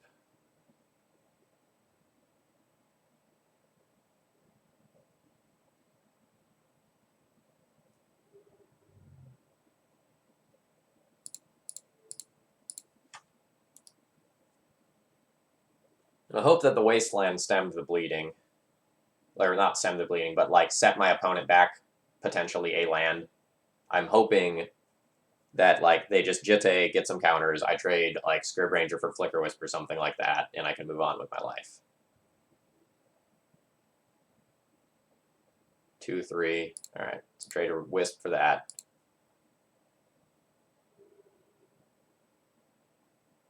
So unfortunately that means like this is unlocked. I'm gonna need to draw something else. A council's judgment to take care of the Jitte would be a very good start.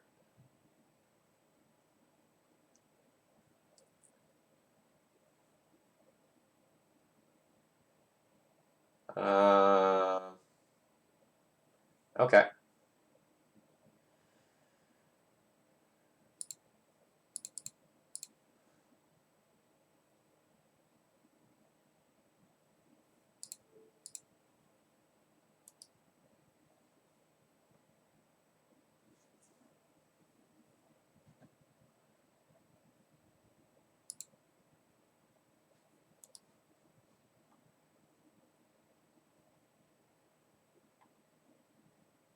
All right, so this one's over, even without the clock ticking down like that. The active Jitte online into active sort of light and shadow is unbeatable.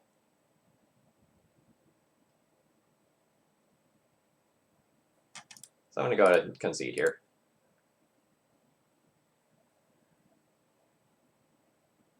Yeah, we're real close to taking that one down. This is not a good start to the day. Let's play one more, and then I'm going to go ahead and drop this league. But I'd like to at least see if we can win one. Like, I know the first couple of matchups we got weren't stellar, but not very often that I start a league 0-3.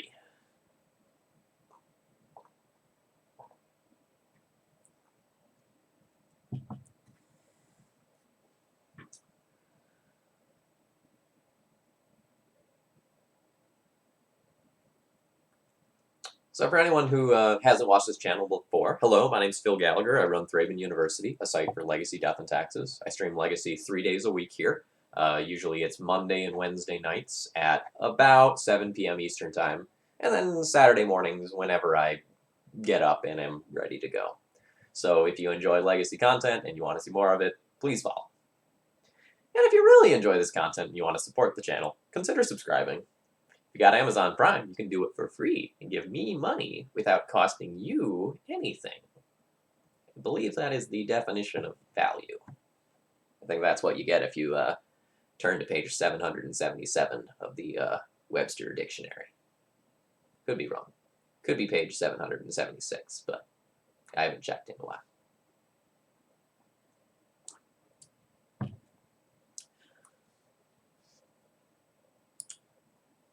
Hope you all are having good weekends despite not being at the GP. Womp womp. But, you know, it is what it is. Some of us have families or other commitments we have to do before we attend to all the magic stuff, and it is what it is.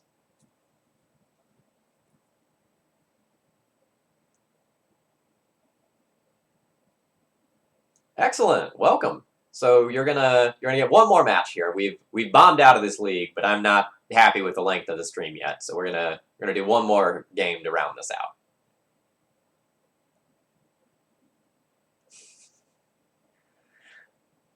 Look, I'm giving you more time in terms of content in this stream than it takes you to click the follow button by a couple orders of magnitude. So I think I'm okay with what I'm asking for.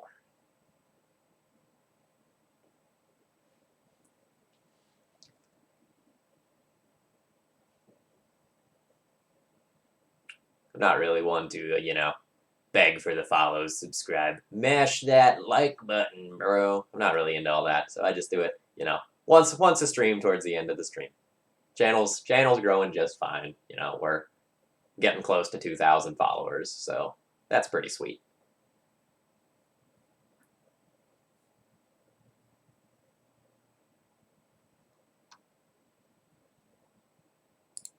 Man, this queue time is rough. For anyone who hasn't seen this already, here's my new chunk of art that I got done for this stream. Super pleased how it turned out. My friend Gail did this, as well as like my various like Thalia emotes and like the stream starting soon screen. Oop. Well, apparently I killed my stream starting soon screen earlier. Well, let's fix that, but not now.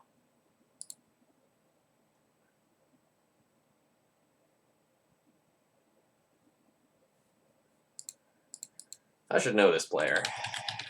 Played against him plenty of times. Maybe a bug mid-range deck, apparently. Oh, this hand's terrible.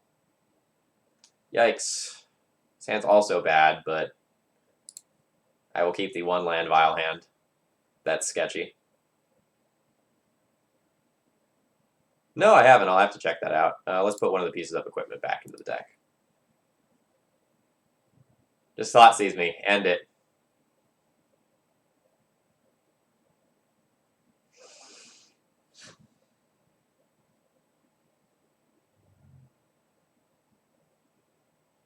Ha!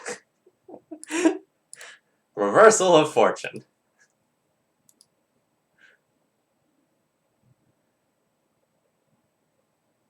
Yeah, I think the 1-land Ether Vial hand is still fine on 6.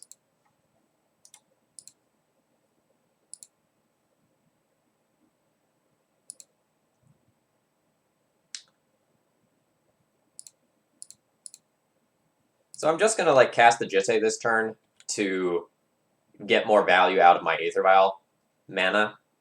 And if my opponent is playing Grixis Control and they get rid of my Jite instead of my Vial, I will be ecstatic. Dude, why?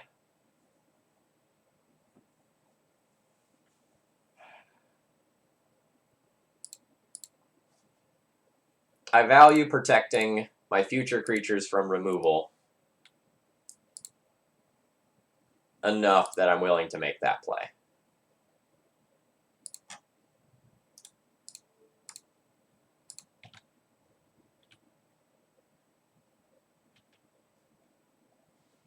Yeah, Negator, we got him. We got him good, right? Right? We didn't get him good. They have 5 cards.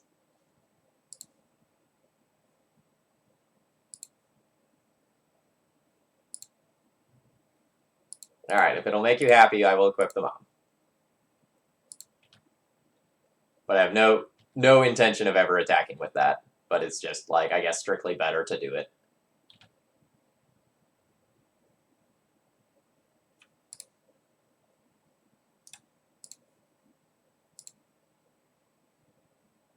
Strong.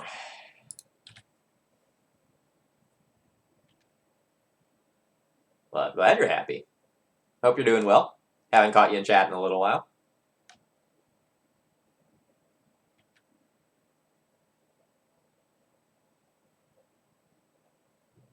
Yeah, Jailer would be sweet before my opponent gets a second Baleful Strix.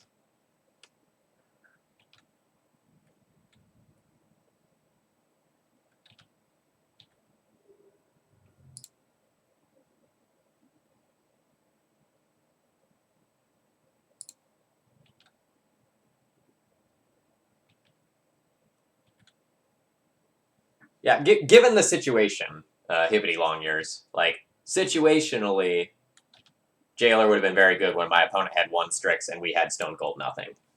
You know, now it's no good.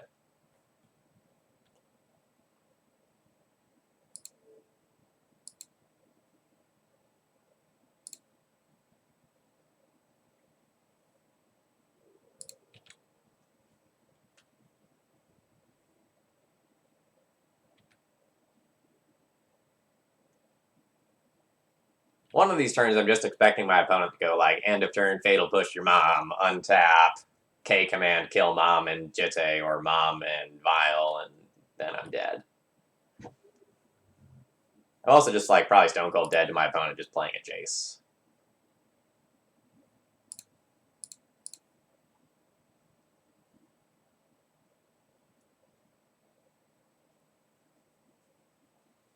Holy crap, my opponent discarded a Bedlam Reveler?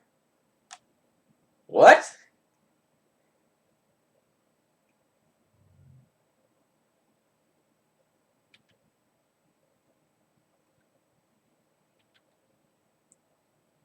We're not playing against traditional Grixis control. It still probably is Grixis control, but maybe it has, like, Young Pyromancers or something in it, too.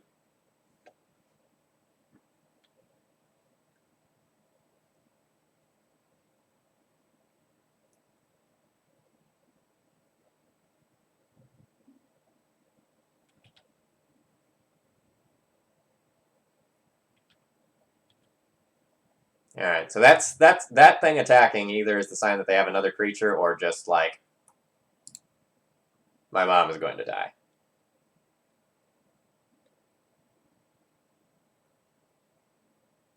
Oh yeah, make me discard the card.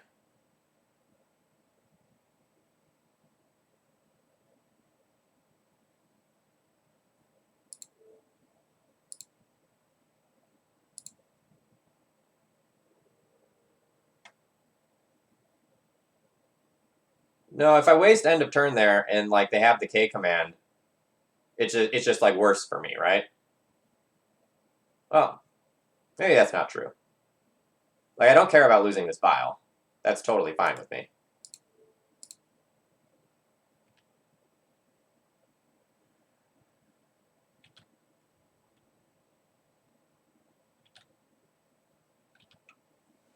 Like there's some great upside plays where I draw like a wisp and they K command in my draw step, where I just get like huge value for waiting.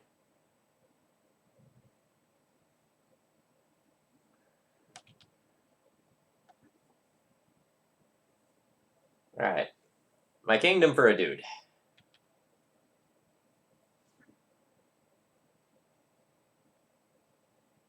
Alright, they bottomed my card, so I get a new card, and it's a land.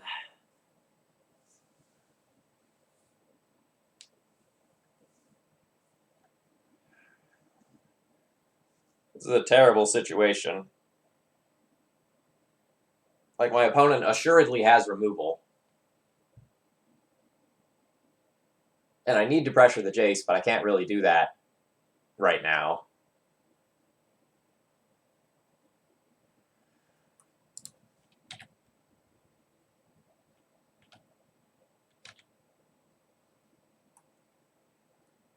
But, like, now the Jace will just get to, like, brainstorm every turn. And I'm just, like, dead. Hopefully my opponent, like, thought seizes me.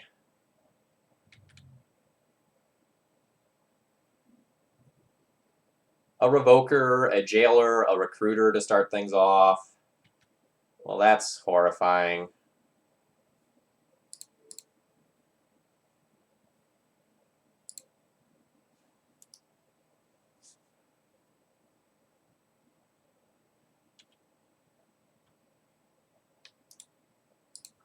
That one's not worth the time from here.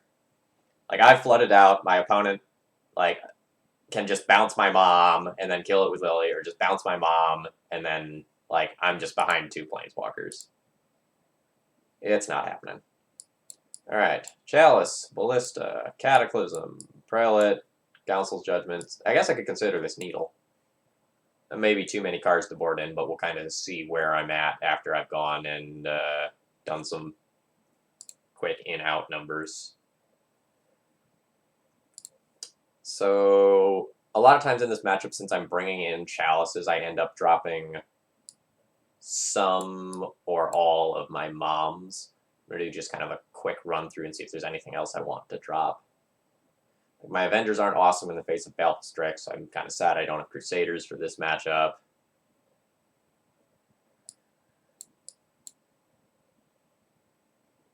So I could drop a Wisp, keep a mom in for utility.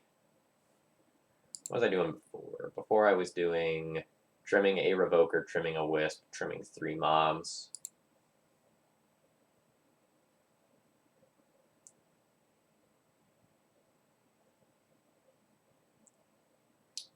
I think I'll trim a Wisp.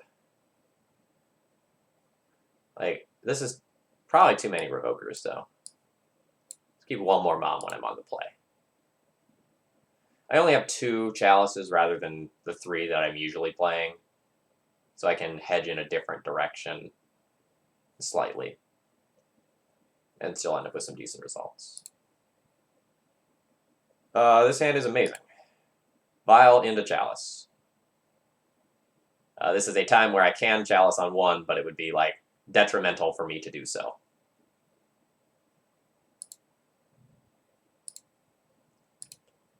I remember you making a post about that somewhere. I think it was on, like, The Source.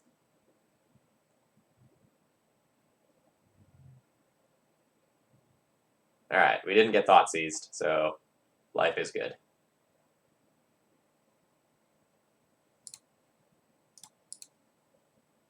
I'm still going to just run the Chalice out there ASAP. Walks into him to Turok a little bit more than like the Thalia does, but you know, basic Island means him to Turok not so much going to do its thing here.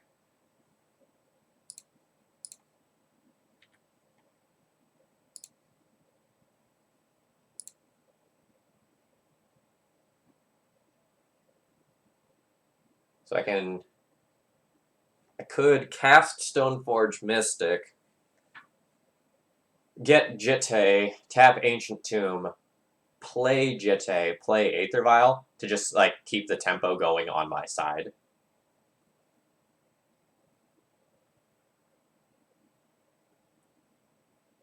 It's a little questionable because like Sword of Fire and Ice is like heads and shoulders a better card in the matchup. Let me just like confirm that I didn't board out my Jitte with this configuration. I did not. Sometimes I do.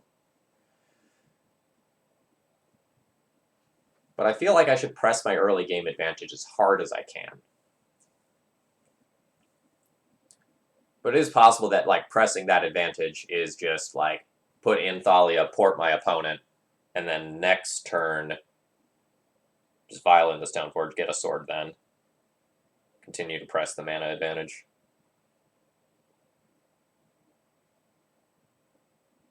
Yeah. So let's activate a vial. Put in a Thalia. I'm okay with showing them the Wasteland so I don't take damage this turn. That's not true. I'm just going to port. Just going to port.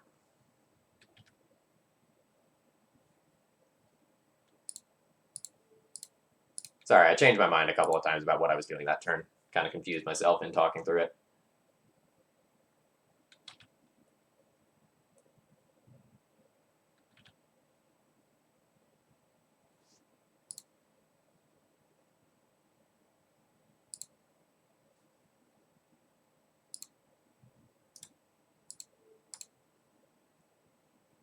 This is how you win games versus Grixis control, by the way. Just, like, draw hotter than the sun, and you will get there.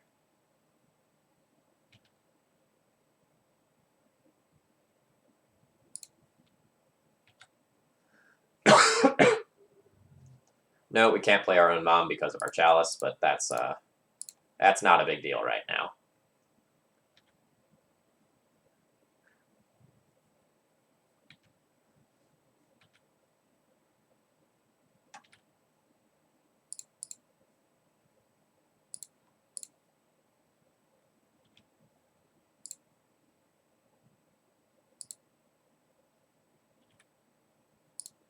We'll see if I actually want to, like, put the sword on Thalia and bash in this turn.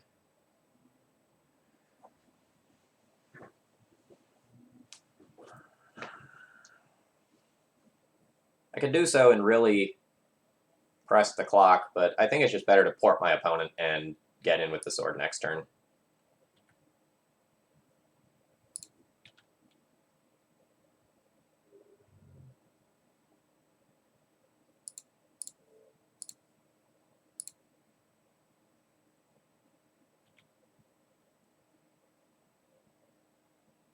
You can use your mana all you want.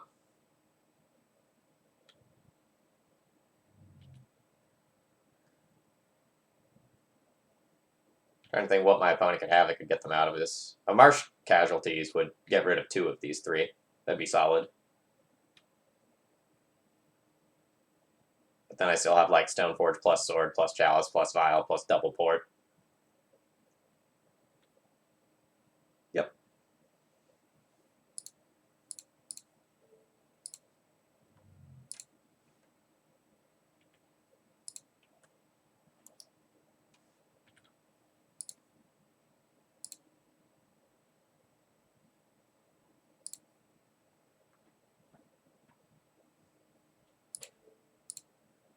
So I think I'm going to go ahead and take the damage here.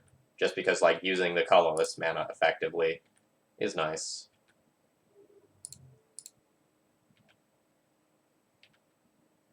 Alright, can't cast that card. Can't cast any of my cards. Let's take out the island because it's just different.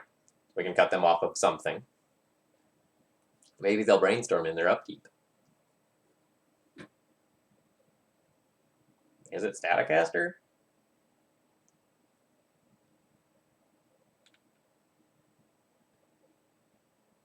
K-Command? Destroy the sword, and I discard a card.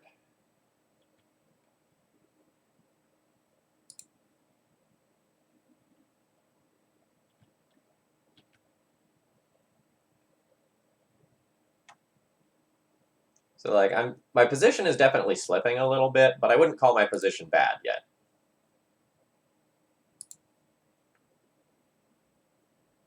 Nice.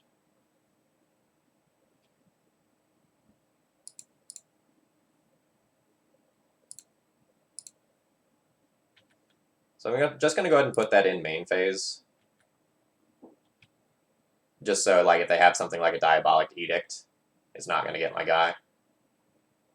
If they're willing to trade a Snapcaster that aggressively for a Stoneforge rather than waiting around for, like, K-Command, I'm so happy.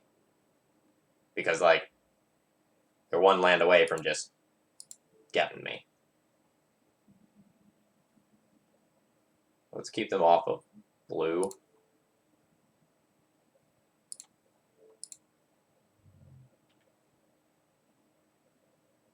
I mean, I'm porting you again right now. I've already tapped the mana for it. So, like, do your worst.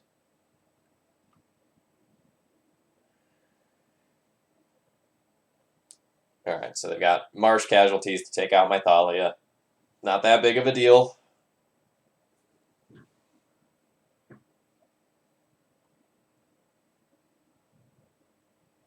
I'm still a little confused about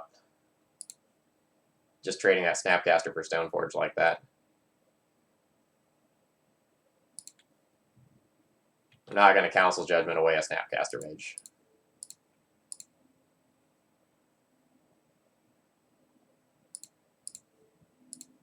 If you want to use it, you're using it all right now. I don't want to give my opponent the opportunity to draw into more cards. And, like, I don't have them bottlenecked on mana. Like, the bottleneck here is, like, their raw resources.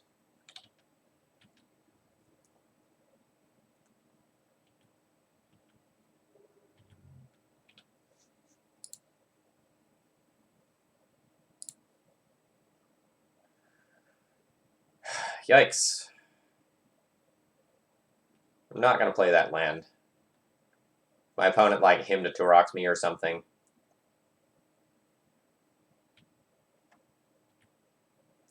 Good job, opponent. To finish the thought, if my opponent, like, him to Turox me or something, I want to have a chance of keeping one of my answers to a Planeswalker.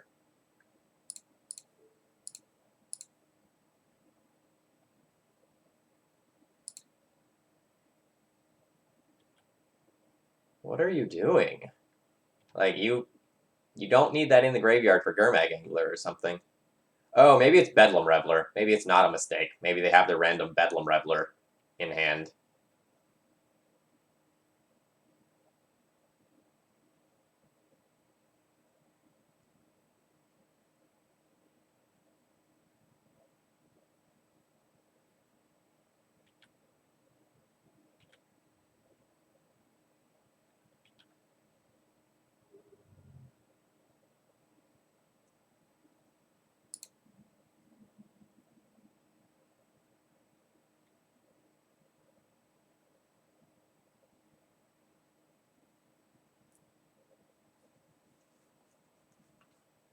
You want to destroy my vial. That's fine. It's, like, very clearly not doing anything at this point. They're bringing back a Snapcaster. It's annoying.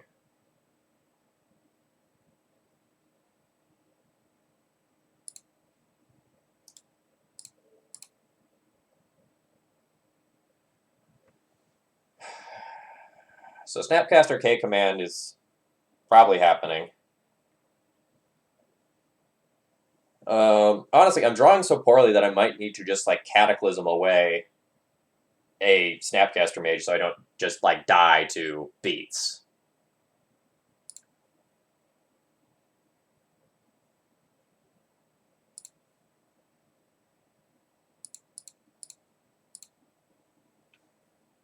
And I am not going to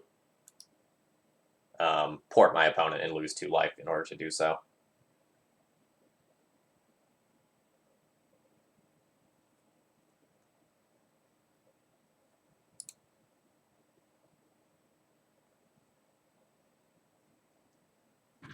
No, I don't think I can afford to take a single more hit.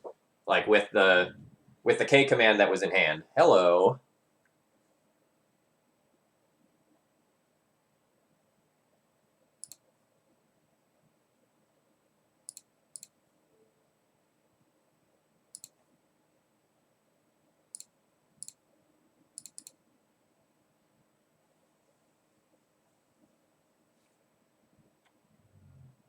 All right, so that's why I tapped the way that I did.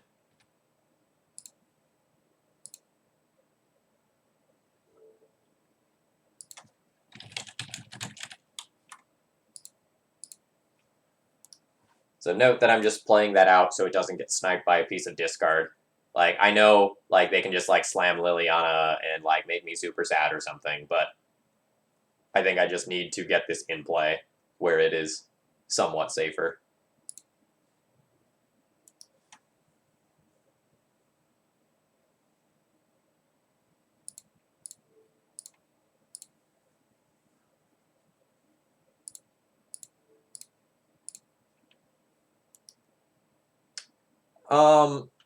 So Ancient Tomb is something that's seen some degree of play in maybe about the last 6 months or so, in just like flex slots of the deck. It's not a staple, and it's a one of when people are playing it.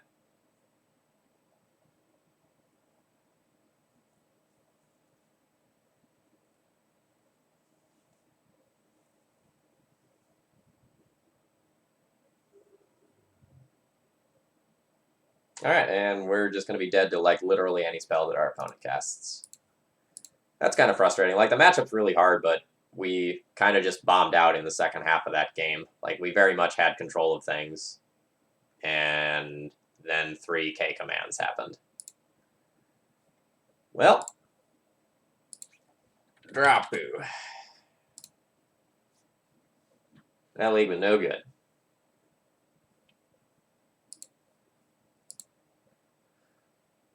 So as far as D&T on the London Mulligan goes, this deck doesn't like super benefit from it. Like, you have a slightly higher chance of having your Aether Vial openers, which is cool and all, but we're not doing anything powerful enough that like we take advantage of like really trying to mulligan and find something specific. So like our 6-card hands on the London Mulligan are, you know, obviously going to be better than our 6-card hands under the Vancouver Mulligan, but the like degree to which that is true is small. Like, versus a deck like Red-Black Reanimator or Show and Tell or Red Prison, where you're mulliganing more aggressively for specific cards that are extremely powerful. Like, turn 1 Vial is strong. On a mulligan, it's a little less strong than on a hand with 7 cards, but it's still very strong. But it's not like as strong as like, oh, turn 2 Show and Tell, you know, turn 1 Grizzlebrand, turn 1 Chalice. It's just very good. So the other thing is that the decks that are improving a lot by the London Mulligan are decks that are good against D&T in the first place. So like Black-Red Reanimator is a hard matchup. Show and Tell is a hard matchup.